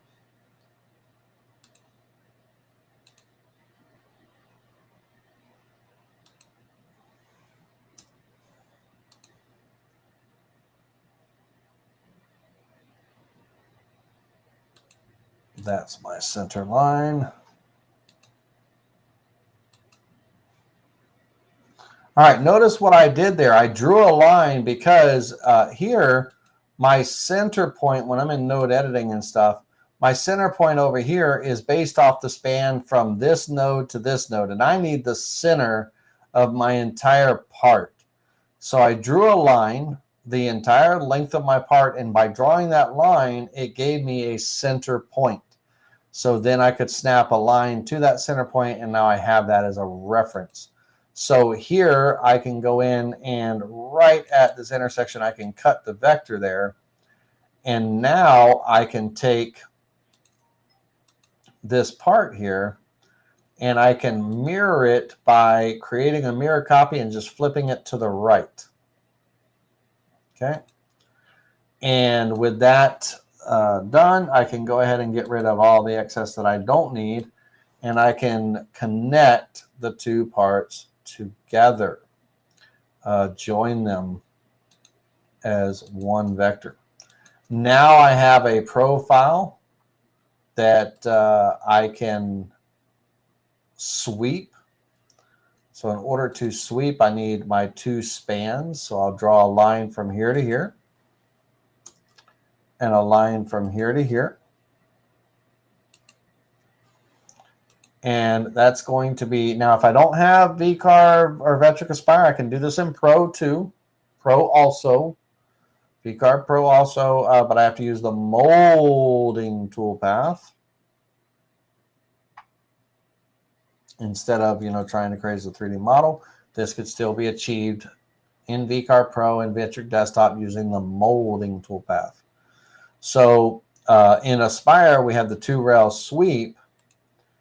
And so we can select both rails, and then we can select the profile, and we can apply that along our workpiece here. So we end up with our, rolling pin. Okay. Now I'd like to have a little bit more of a radius. I'd like it to kind of just round off just a little bit more here. So I'm going to make a quick change. I'm going to hit reset on this. I'm going to make a very quick change, and I'm going to go back to my fillet tool. And I'm going to bring that to about 1/4 inch from a 16th to 1/4.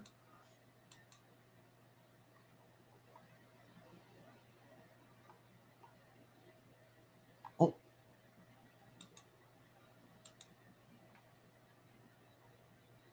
Okay, now, when I did that just now, let me hit undo. Because I was zoomed in so much, when I did that, when I hit undo, it flattened out my line. Got to be careful that we want to make sure that we don't lose that shape or have those different shapes and everything. The part that I wanted to smooth and everything, there's no real way to smooth that, so I just put a little round over on that too, or a little fillet there too, so it'll transition. All right, one more time on the two rail sweep, we select our rails first.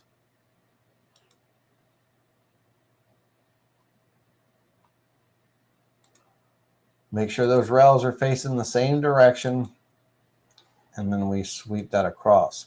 So we have a little bit more of that round over there.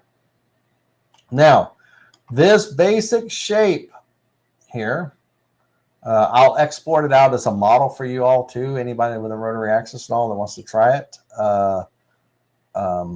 It can also, not really. I was going to say it could be done as a two-sided job, but not really. But I'll export this out as an STL and provide it in the files for you as well. But if you were doing this in VCarve Pro and everything, and you needed to use the molding toolpath, imagine that this profile is getting swept all the way across the wood. So in the molding toolpath, let me turn off the component just for a second.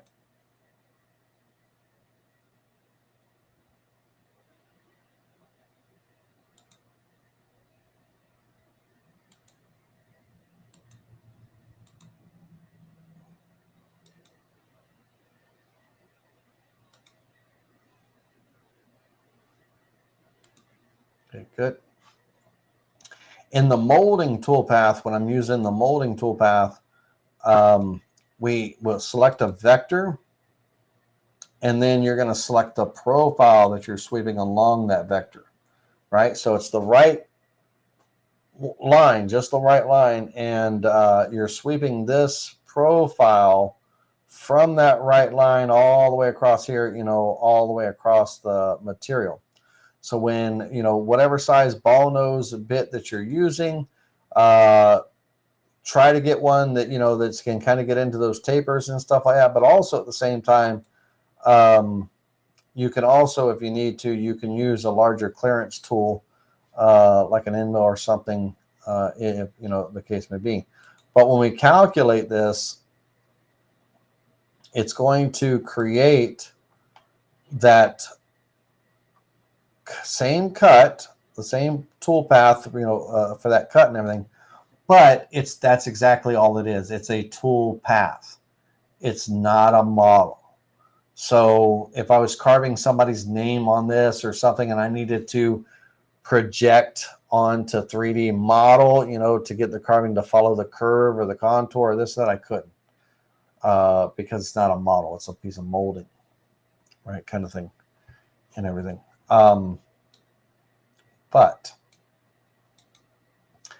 to make it possible, I'm just going to provide you with the STL model, and that you'll be able to download. Speaking of providing files, Ronnie, did you ever receive the files that I sent you for that stand, that base stand? I sure did. Thanks so much, Lenny. Okay. I was hoping to All surprise you today and actually show you the finished product. But well, the question is were you able? Was it a usable file? Were you able to make something with it? oh, yeah, well, I've got the block of wood. I've got the billet of wood. I just haven't put it on the CNC yet. Yeah, outstanding. Well, good. Okay, good. Wonderful. I'm glad. Next week on the next class, I'll show you the actual finished product. Yeah. Outstanding. And speaking of next class, we had, I believe, and please forgive me if I mistakenly say this wrong, but Ron Bishop, I believe Ron, correct me if I'm wrong, Ron, but Ron has a project that he presented to work on, and it is going to involve 3D modeling. It's a badge, kind of an award or an insignia for a military branch. Give me just a second. Let me verify my truths. Let me see here. In my messaging. No, it wasn't. It was, hold on. I'm sorry, it wasn't Ron Bishop. It was Rodney Moline. It is a, sorry, Ron, I don't know why I'm mistaken you for Rodney, but it is one of his father's military awards, and it is Gurkha rifles in an Indian army, and he was the first member of the first Gurkha rifles in the Indian Army. And this 2D vector, let me see if I can pull it over. The 2D vector, this is what it looks like. He asked for a class and all if we could make that into a model. So if we could model that. And the actual award, or the actual, it looks like this, right? This is what it looks like in real life and everything. And so we will be taking that on from vector to model in our next class. So regardless of what the project is, it'll be a lesson in modeling. And make sure I didn't lose y'all. Did y'all see any of that? Did any of that pop up? All right. I saw it, yes. Okay, wonderful. All right.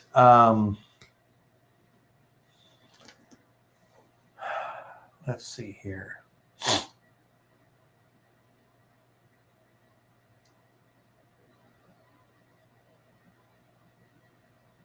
Yeah, David Heineke in the chat was that oh God, what am I trying to, why Fanuc, is that how you pronounce it? Well, anyway, yeah, that Fanuc control panel is insane. Those are insane on those machines and stuff. They're just fully insane. Now, if this was done as a 3D model, let me turn the component back on. We simply create the 3D finish toolpath, 3D rough first if you need to, and then 3D finish. But if this was done, if we look at this and we look at, what possible bit could we use to, achieve this type of cut without, a whole lot of modeling and things like that. If I were to, and you have to imagine that there's extra wood out here, your blank doesn't stop at the part, you got to give yourself some waste. You got to burn some waste on the ends and all. But if I were to look at this profile here and kind of compare the handle to, any one of the shapes and everything on what, the shape is taking on and stuff, I could find that appropriate bit. Let's see if I can find the appropriate bit. So first things first, a surface planing bit, whatever large diameter, that would do all the flat work across here, right? And then we will do it could either be a barley twist bit or it could be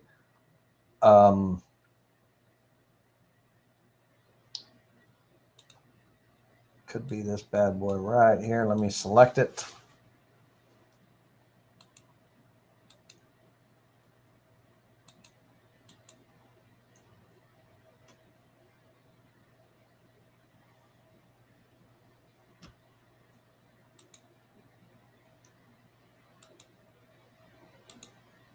All right, hold down that control key when you're dragging a copy. And don't let go of the control key before you let go of the mouse. All right, control key, mouse first. There we go. All right, let's get this brought over here.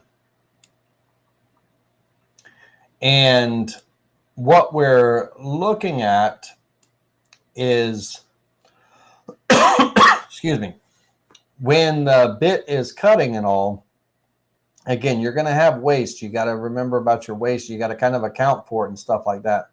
But, there's going to end up being a parting or a profile cut with an end mill that kind of parts this off at that waste. But you would look at what router bits you have and what your profile is and everything. And in some instances, this one's probably a little bit too deep. I probably should have went with a shallower one, like this one. Yeah, probably this one, the barley twist bit. Let me see.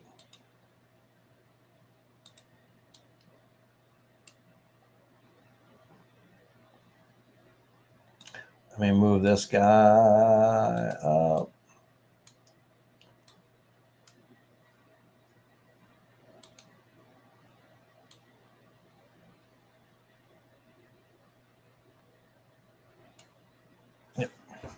All right, so my profile, my handles and all would be kind of based off of, the bit that I'm using and stuff. But the router bit is, going to be able to create, and again, my handle would follow the curve and stuff. So you would redraw the profile and everything. But if that router bit came and made two cuts, here to there, that I could have that, I could create that with that one bit there. And then this is a cove bit right here, this whole cut right here. And so on the cove bit, this cove, That's a box core.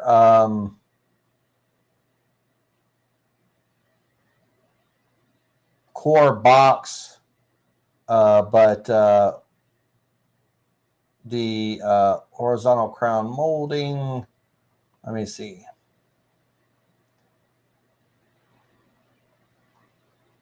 That is a bowl and tray plunge. I'm trying to see if he's got. He doesn't have just the code bit, so we'll use the core box. And the core box bit that it needs to be somewhat of a smaller. It can step over and everything, but we can't go down too far. And let me hold down that control key.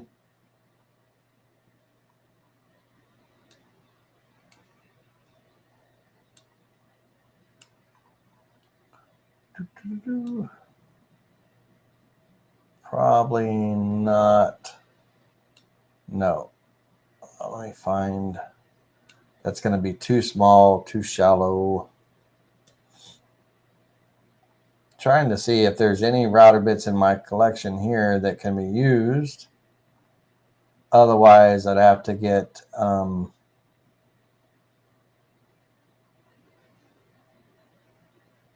a proper code bit. But long story short is my surface planing bit would come in and it would make this cut. It'd be a line. I'd have a series of lines drawn here. It would make the cut. The part would rotate. It would make the next cut. The part would rotate to make the next cut, rotate, next cut, rotate, next cut, rotate, until it's 360 degrees around. Size of my surfacing bit depends on, determines what step over I need to create this cut. So that means that from here to here, I only really need to do a 3D cut on these two halves, here and here. Unless I can find, a combination of bits that would, achieve that.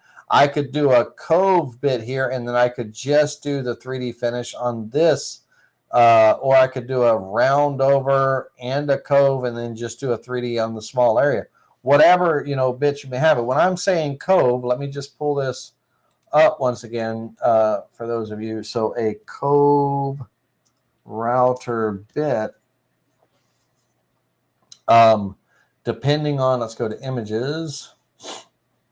Depending on the radius or the size and everything, on your code bit, it can have that nice gradual transition. It doesn't have to be a big old deep, half circle or anything on your cove bits. You can cove bits.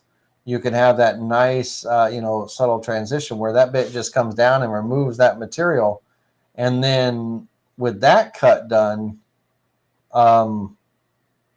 then we only need to do the 3D model cut on a small area. So let's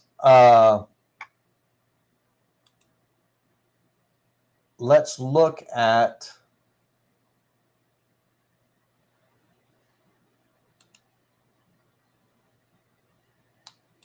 if I select this vector here.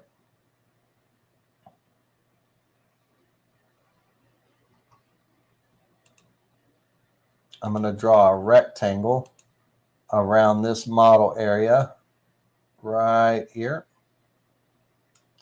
And I'm going to let it go past the line a little bit. So I'm going to pull that out. I'm going to take that rectangle and mirror it to the other side, flipping it about job center. So I have both of those. And I'm going to use those selected vectors for my 3D rough and 3D finish cuts. So I'll use a 1/4 inch end mill for the 3D rough cut on this. And I'm good with that. So we can calculate that. And that 3D rough cut is going to remove that material on the two ends.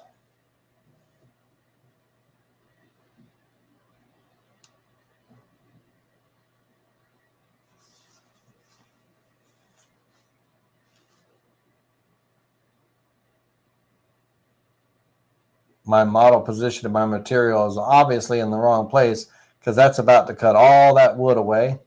So let me hit stop on that. That's a no-no. We don't want to do that. Let's try that one more time. On the model, I do have a model visible. Let me make sure it's visible. It's not visible. Where the heck is my model? Hold on a second. I must have deleted it. So let me do the 2-rail sweep one more time. I must have deleted it like a goofball.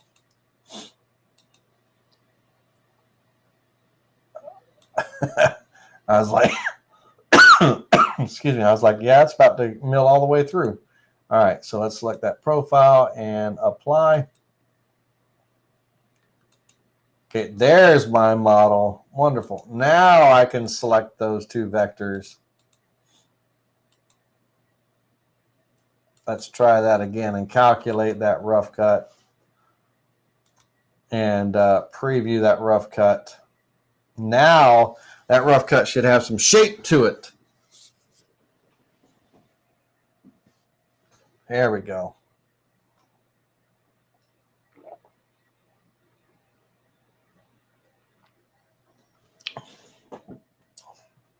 Excuse me. Now the 3D finish cut, there's not a whole lot. I don't really need to worry about like if I have a radius here because I can always take my end mill down and let it clean up this edge if I wanted to. If I wanted it to be a nice, straight down cut. If my round over bit only stops at a certain part, or creates a taper, I can straighten that out with having my end mill just come there, have the part rotate around and clean up that edge. But the 3D finish, my 1/4-inch ball bit will be able to fit in here. And so on that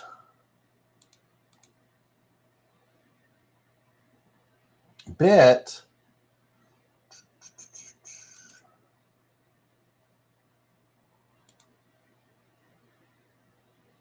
I can use the selected vectors as the boundary, and I can calculate that.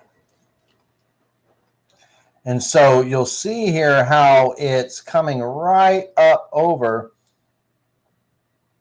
and everything. And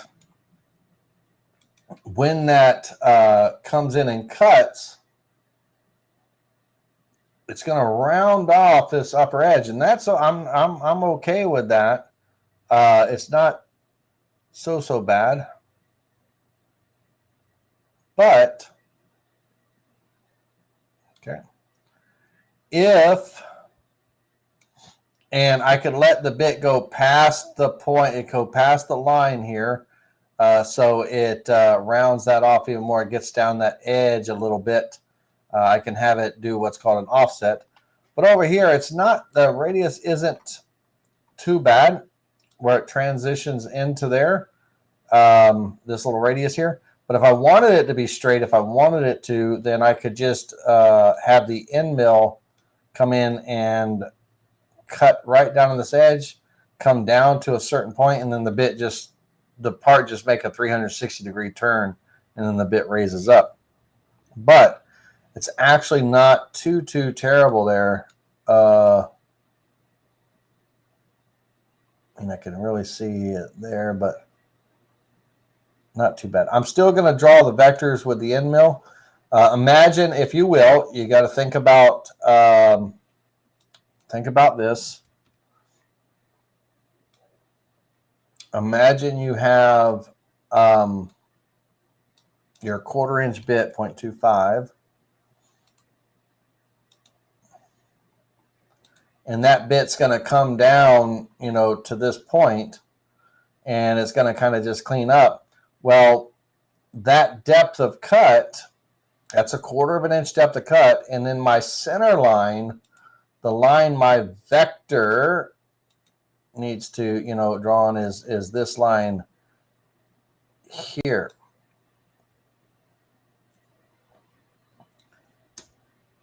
Now, let's make it an appropriate size. It does not need to be going way up there. It only needs to just travel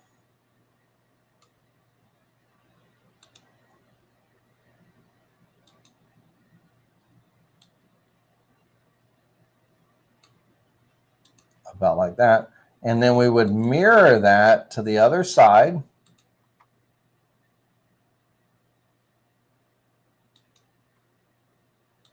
And those two vectors, you would select those two vectors. It's going to be a profile cut on the line, cutting a 1/4 of an inch deep with a 1/4 inch end mill.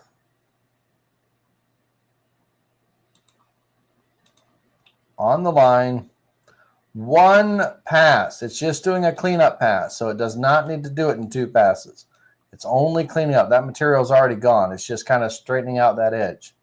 So one pass, calculate, and what's going to happen is the bit is going to come down and the part's going to rotate 360 degrees. So it's going to, let me see if I can get this to straighten out real quick.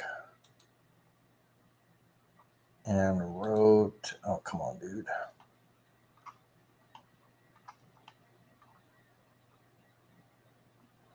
It's going to come down, it's going to cut around, and what it's going to clean up. So if we preview the visible toolpath, it's going to come and cut, and all it's doing is cleaning up that radius there. And that's it. If you want to transition this in a little bit, you can have the bit come, you can bump this.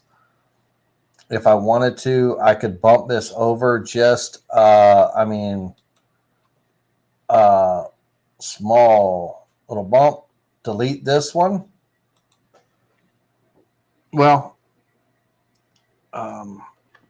delete that one, and then mirror this to the other side. And recalculate that.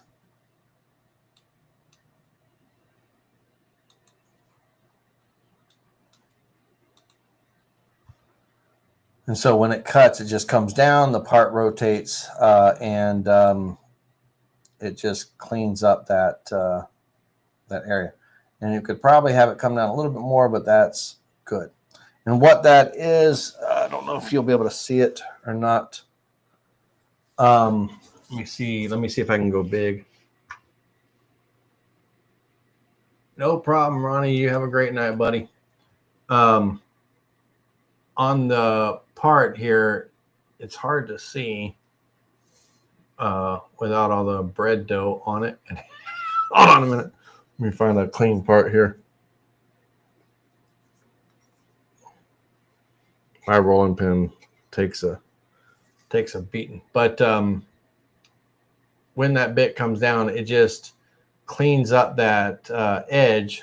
So that bit comes down, and then the part just turns 360 degrees, and it just cleans up that radius and everything. And so it creates a nice little transition into the handle. It cleans up this edge right here. That's all it is. It gets rid of the radius. And then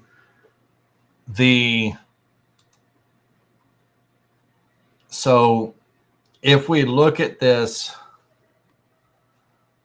where we have a straight line coming in from here to here, and I'll actually drag that line down to the bottom here.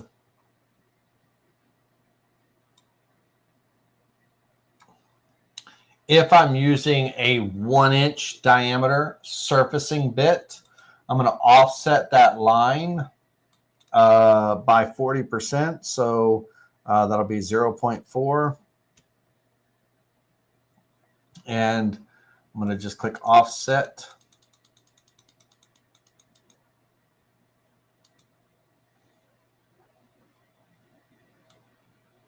I'm going to select those lines, make sure nothing else is selected. We'll center them.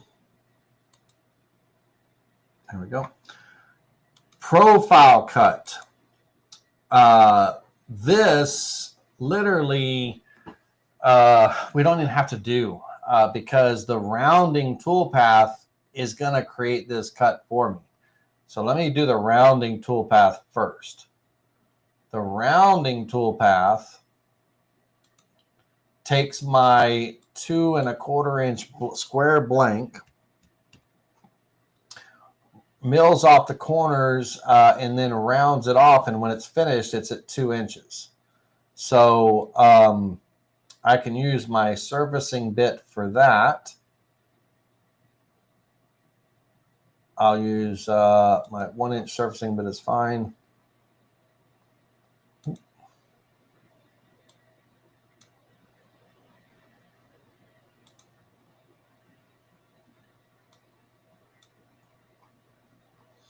And when I calculate this, it'll create that rounding toolpath, which on the rounding toolpath, that's going to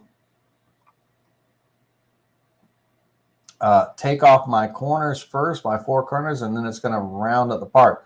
There's not a whole lot to it.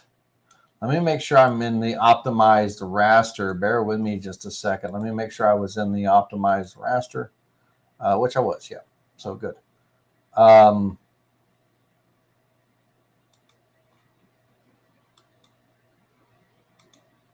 Yeah, literally when this, if I come in here and reset this preview, that rounding toolpath is going to come in and it's going to take off the corners and it's going to true up the part. And when the part is trued up and everything, it's going to be 2 inches when it's done. So that only leaves me having to deal with the roughing cut on the handles, the finish cut on the handles. Hey, JR, popping in. The finish cut on the handles, and then the profile cut with the end mill, which I would do before the finish cut because I already have the end mill in doing the rough cut. So might as well, put those 2 tool paths together so you don't have less tool changes. And then, that profile cut comes in and straightens out. Now, one of the reasons I wanted to bring that profile cut in a little bit to mill this off is because I said earlier that I could let the ball nose bit, the finish bit, come around or past the line a little bit to clean up this edge so I don't have this funky, thing that I got to cut off and sand. Well, if I do that, if I let it go a little bit on this side of the line, it's got to go a little bit on this side of the line as well. So if I did that on the 3D finish, if I said, okay, you can go past the line a little bit more. I'm using a 1/4 inch bit, so I want to be able to get at least 0.2, get most of the bit pretty much past that edge of that line and everything. But I want to make sure it doesn't come all the way down and cut my part off because I went too far. And so when that bit comes in and rounds and everything, I want to make sure that it doesn't, and it's an optical delusion with those blue, that's the green, but it only stops so far. It doesn't cut my part off of my it doesn't parse it off. So let's reset that preview and preview that visible toolpath. Now, when it cuts, it's cutting 0.2 inches past this edge of the line, but it's also cutting 0.2 inches past this edge over on the right side as well. If I have to have now, my part was 9 inches between the handles, right? If I have to be at 9 inches, I need to account for that 0.2 inches on each side. So I need to, make my part a little bit bigger, right? So when it's when it finishes off at 9. But now, on that part and everything, I need to clean up that edge. So my profile cut, I don't have the line over far enough. When it comes in and cuts, it's not going to clean up that edge very well. I got to come in just a little bit more because my bit is it's tapping here and backing up, tapping here, backing up. You see that? You can see the tool marks there. And you can also see the tool marks right here where that ball nose bit is kind of, eating into that a little bit. That's one of the things about, we got to, one of the things you deal with. So with that being said, because I'm letting that bit, that 3D finish, I wish it showed the 3D finish toolpath, but because I'm letting that 3D finish go past the line here, then I may need to let my 1/4 inch bit, I'm actually going to do 2 1/4 inch runs. I'm going to take this and hold down the control key and drag this over, probably about right there. And I'm going to mirror that one also, mirror.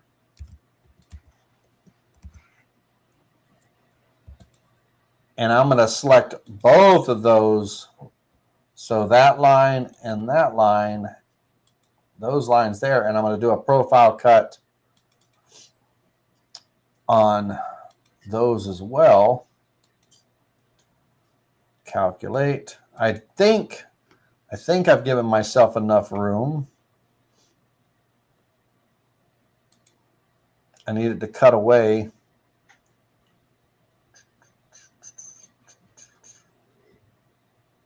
Go. And so I need to back off the 3D finish. It doesn't need to be a 1/4. That's too far in. Now, I'm not going to deal with that, and I'm not going to deal with sanding, but bringing this on, all that does is give me this transition here into my rolling pin, which is fine. No big deal. But like I said, if I need my rolling pin to end at 9 inches when it's done in the center, then I got to account for whatever I let that finish overcut. And that finish 0.2 is just too much. It doesn't need to be that big. So let's go 1/8 of an inch. Hey, Lenny. You called it. Yes, sir. No screen. We're not seeing your screen. Are you kidding me? Are you kidding me? Are you kidding me? Are you guys kidding me? All right, let's go back here. So, long story short, is on that 3D finish, what I was just saying in the 3D finish toolpath. Jeez Louise. Holy camole. Thanks, Jer. In that 3D finish toolpath, letting the bit go past the line. So the whole purpose of letting it go past the line is so that it cleans up that round over on this end. But whatever we do on this end, it's going to do on this end as well. So if I let it go past the line 1/8 of an inch on this side, it's going to go past the line 1/8 of an inch on this side. I just got to be mindful of that. So when I calculate that toolpath, it's going to, cross over by that 1/8 of an inch. And so if I reset this preview, my surfacing bit, my round over toolpath, should I say, is going to take my square 2 1/4 inch stock and it's going to cut off the corners, and then it's going to round it to 2 inches. And when that's done, my rough cut, wait for it.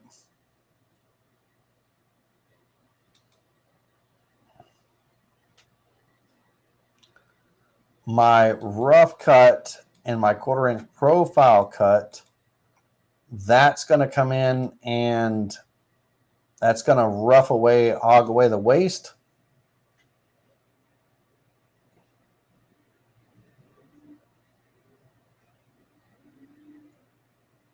And then my finish cut with a 1/4 inch ball nose is going to come in, and it should be able to go just over that edge to clean up that edge.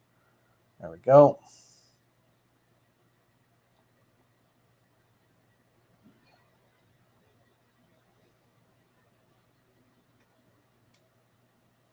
And so we end with that piece. Now, looking at this toolpath, rounding, we have a 3D rough, a 3D finish, and that little cleanup profile cut. We're looking at, this is just doing the ends and letting the rounding toolpath do the middle. We're looking at a estimated time of 1 hour, for that cut. Had I let the entire 3D finish cut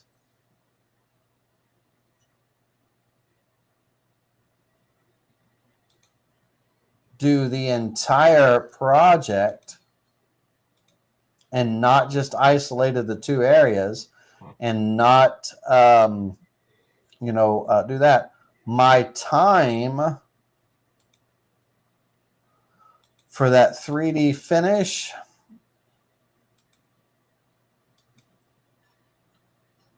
rough, let's turn all these off. 3D rough, 3D finish, and still the profile cut, we would be at an estimated 2 hours and 14 minutes. So shaved off an hour and 14 minutes roughly, by isolating those areas. Now, had I have a cove bit,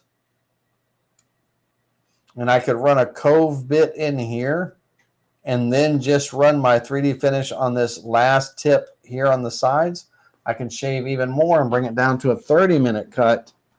Again,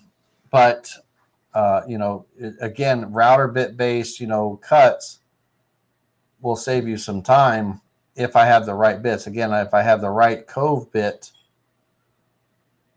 that could just come in here and cut this away, and then my 3D finish would only need to be in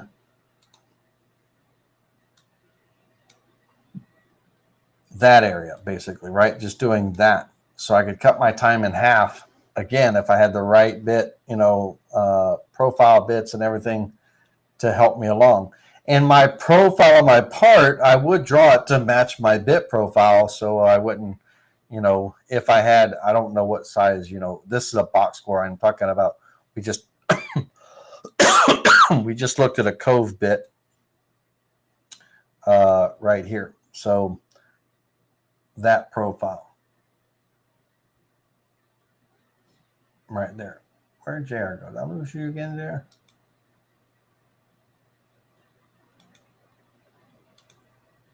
JR? Yeah. All right. So anyhow, if I have, my cove bit, I can use that to run those coves, and then I'm only cutting the tips of the handles on the 3D carve, and I'm cutting it down even more. So all those profiles. But this model right here, let me close this, reset this, and close this. Turn this off. Turn off the vectors. This model right here, we will export that out as an STL.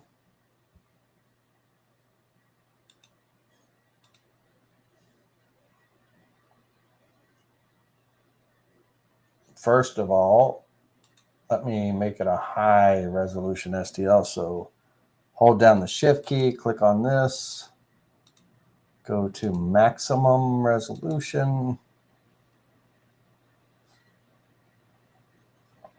Now we'll export it out as an STL.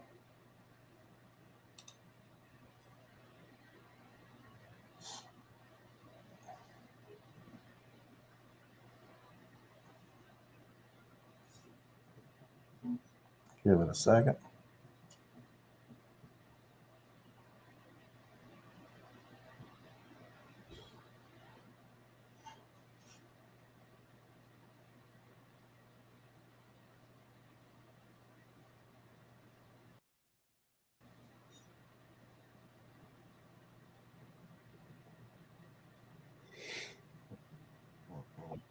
One more moment. Oh, you son of a gun. Don't send. I'm not sending a crash report to Vetric. It's gone.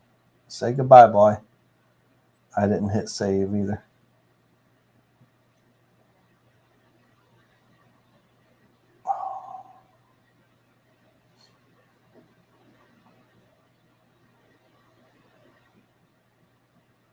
I crashed it.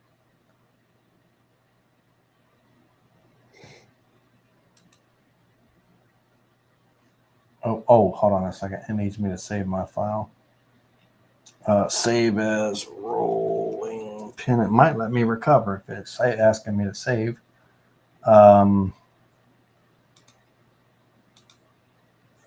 right, let's see here. Project saved. Yay, that's good. All right, got to restart, but though.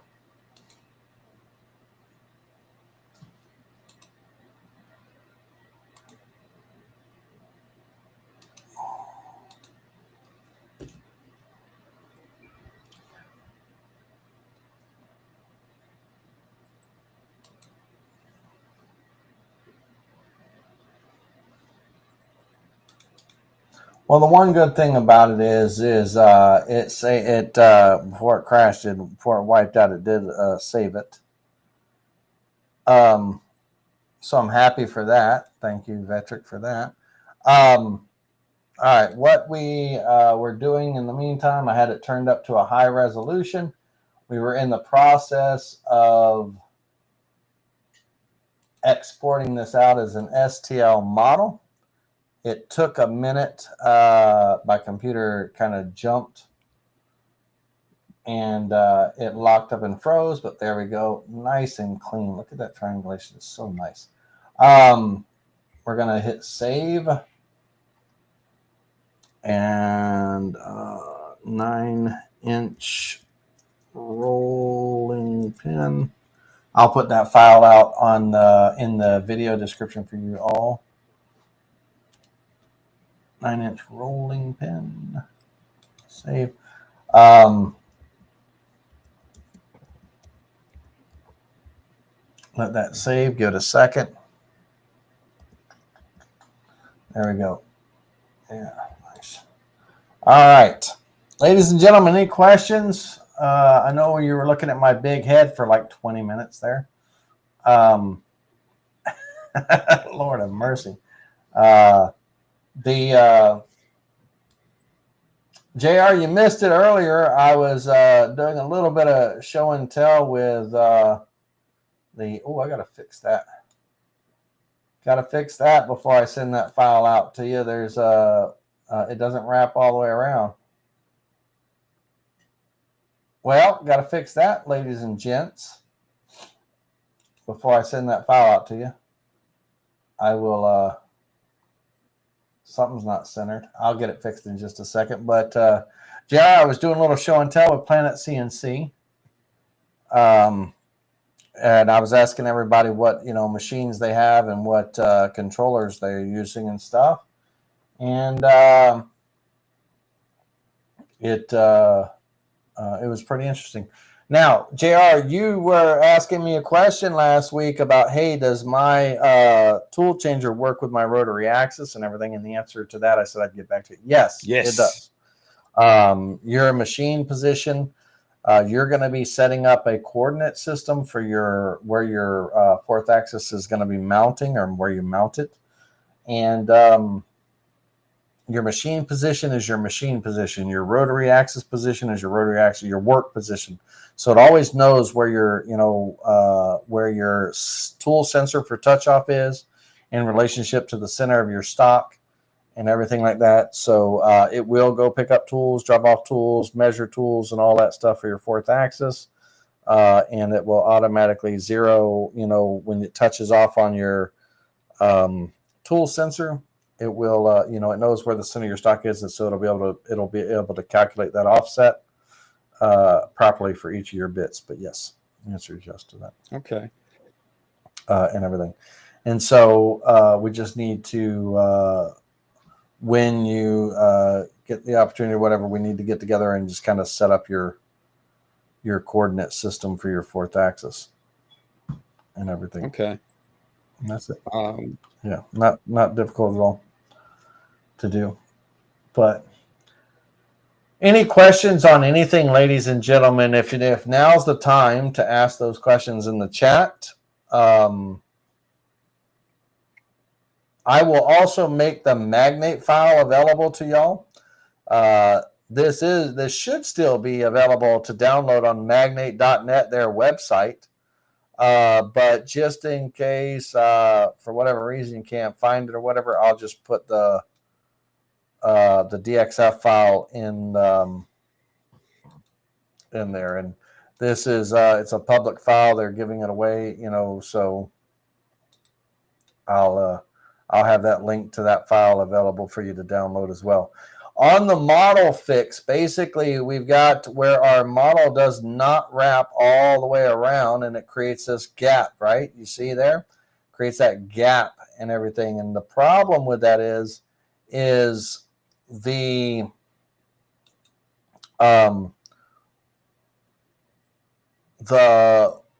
model, there's a big opening, here on these handles. So when I click here and here, so on the sweeps and stuff. So what I need to do is I need to go into our components, and I need to look at our job setup, make sure that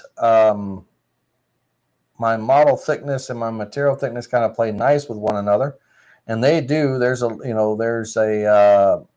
it's just under 1 inch. My full diameter is 2. I'm at 99996, so we're good there. There's no error or anything. And so my part,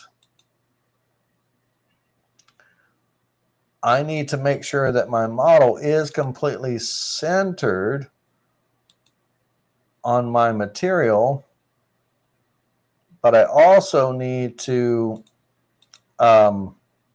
extend. You can see, if you look there, you see this light area right here. That's going to create that void and everything. So I need to extend this just a little bit.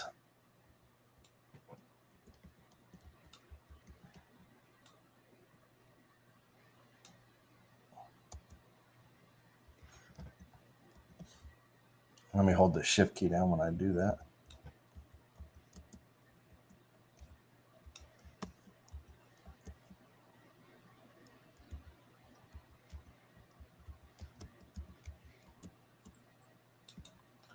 And we're going to look at it in the 3D view.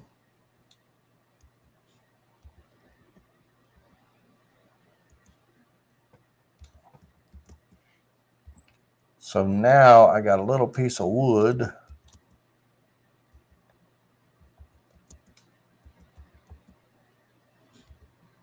Let me deselect. So that closed up my gap, but now I have a little piece of wood that I got to create the tool path where the router bit comes and cleans that up. So let's go back here and reset that.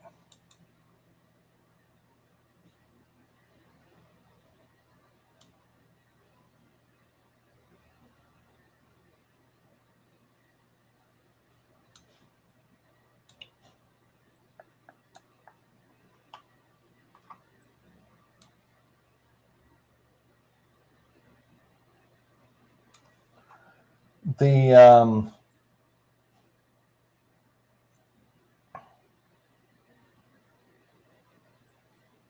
unwrap.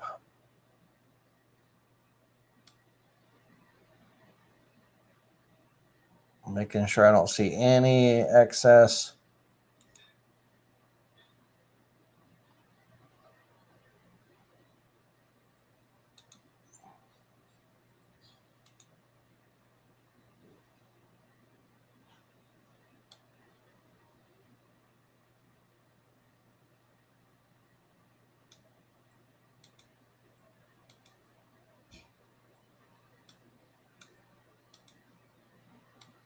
Really quickly.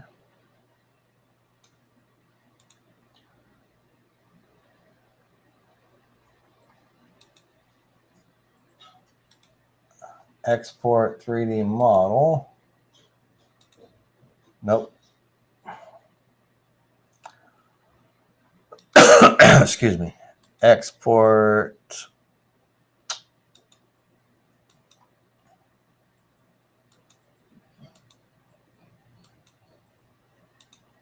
What's missing? What do I have open?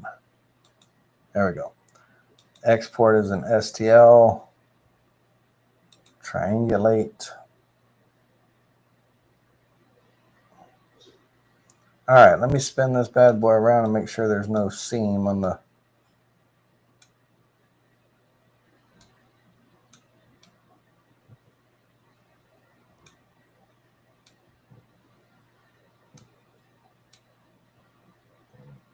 Great. Okay. Now we're going to say that my model didn't overlap my workpiece, and it created the two ends when it wrapped around didn't didn't connect. So 9-inch rolling pin, save and replace.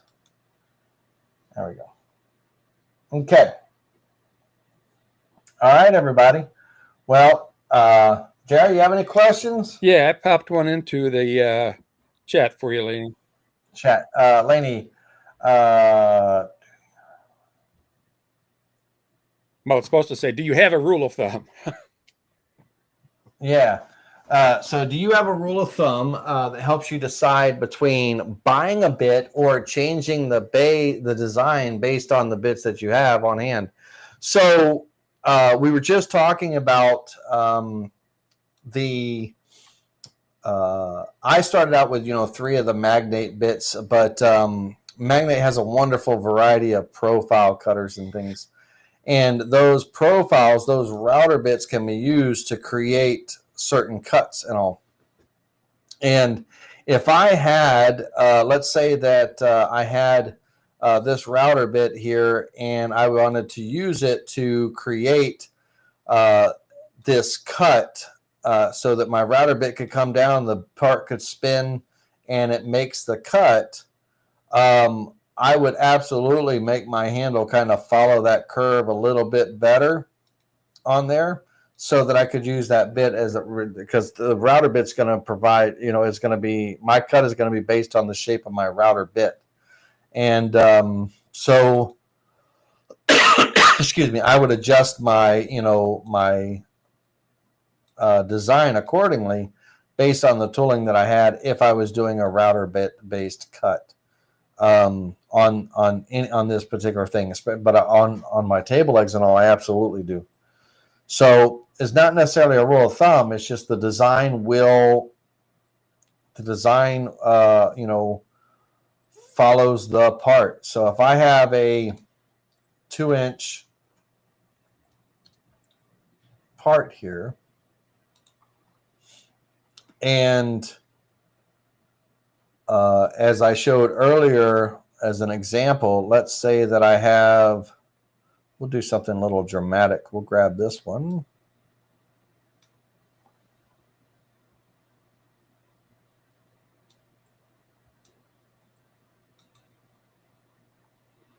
hold down that control key when you're dragging these over.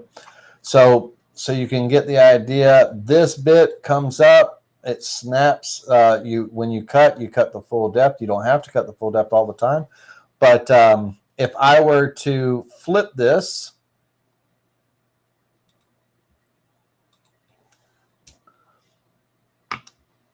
if I take this profile,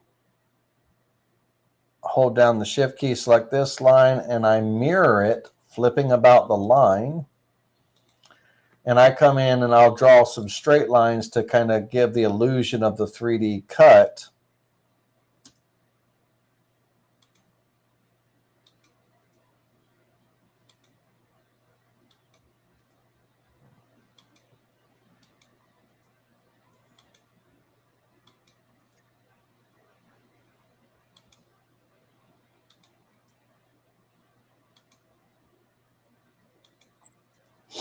And if I come in here with a pair of scissors and kind of trim that away, we don't need that center line anymore. That can go away.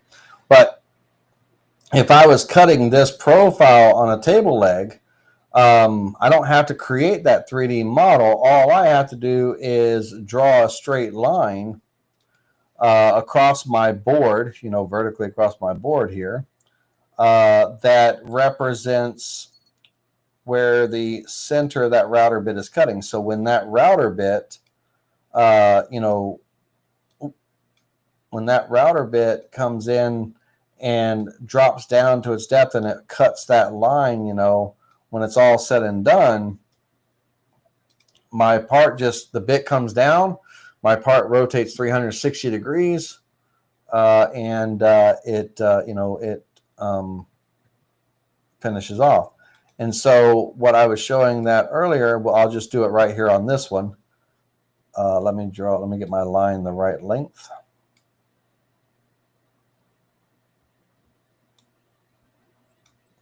So on my piece of wood here, if I did a profile toolpath, that bit,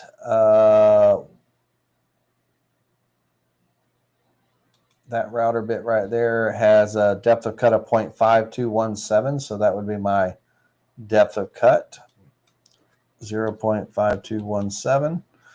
Now I have to add that tool to my tool database. It's very simple to do. I come in here and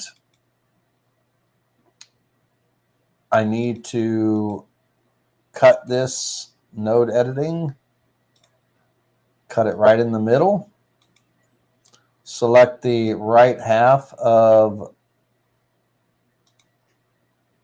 the bit, that, and that.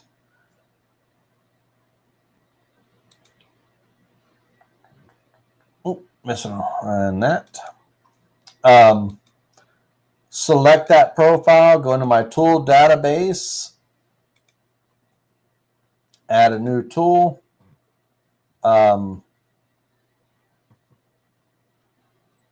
Let's do that again. Let me get up here to here. Add a new tool. It's a form tool. So when I add that form tool, it'll draw that tool in. It's a 2 flute. The pass depth will go 1/8 of an inch.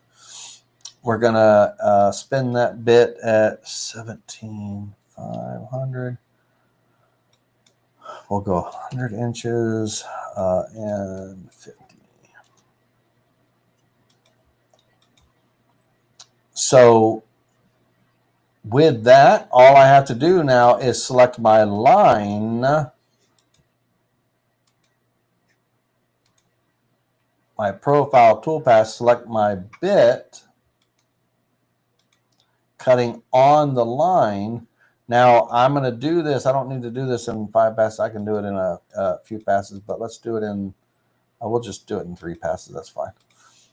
When I calculate this toolpath, when it cuts that part, the bit comes down, makes the cut, comes across and makes the cut and everything to create that, that profile. And that cut, that router based bit cut, is as far as time and everything, is only 16 seconds to make that cut. Versus if I had to draw it as a 3D model and run it as a 3D model cut.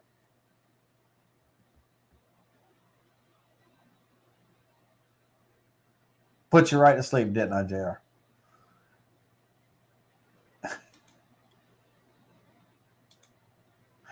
All right. Are my lessons that boring? All right, everybody. Y'all have a wonderful evening. We're going to wrap it up here. And but profiling, if any of you have Rotary Axis and everything, do you use them, right? Do you use them? How often do you use it and that kind of thing? JR, the cut using that router bit with that profile router bit is a 16-second cut to achieve that finished profile. The bit comes down. As it comes down, we can simulate it one more time. As it comes down, it just simply cuts right across to create that profile, based on that router bit. And it would do it in 2 passes or 3. I set it up for 3 passes, but its final pass would be 0.5 inches deep. And that is how you create router bit based profile cuts and everything. There's a lot of beautiful designs that one can do and everything with the right bits. And over time, you'll be collecting bits and everything, and you can do some amazing things if you have a Rotary Axis. All right, everybody. Y'all have a wonderful evening. We're going to let y'all go from here now, and we will catch you on the flip side tomorrow if you want to join me at 8 o'clock. All right, everybody.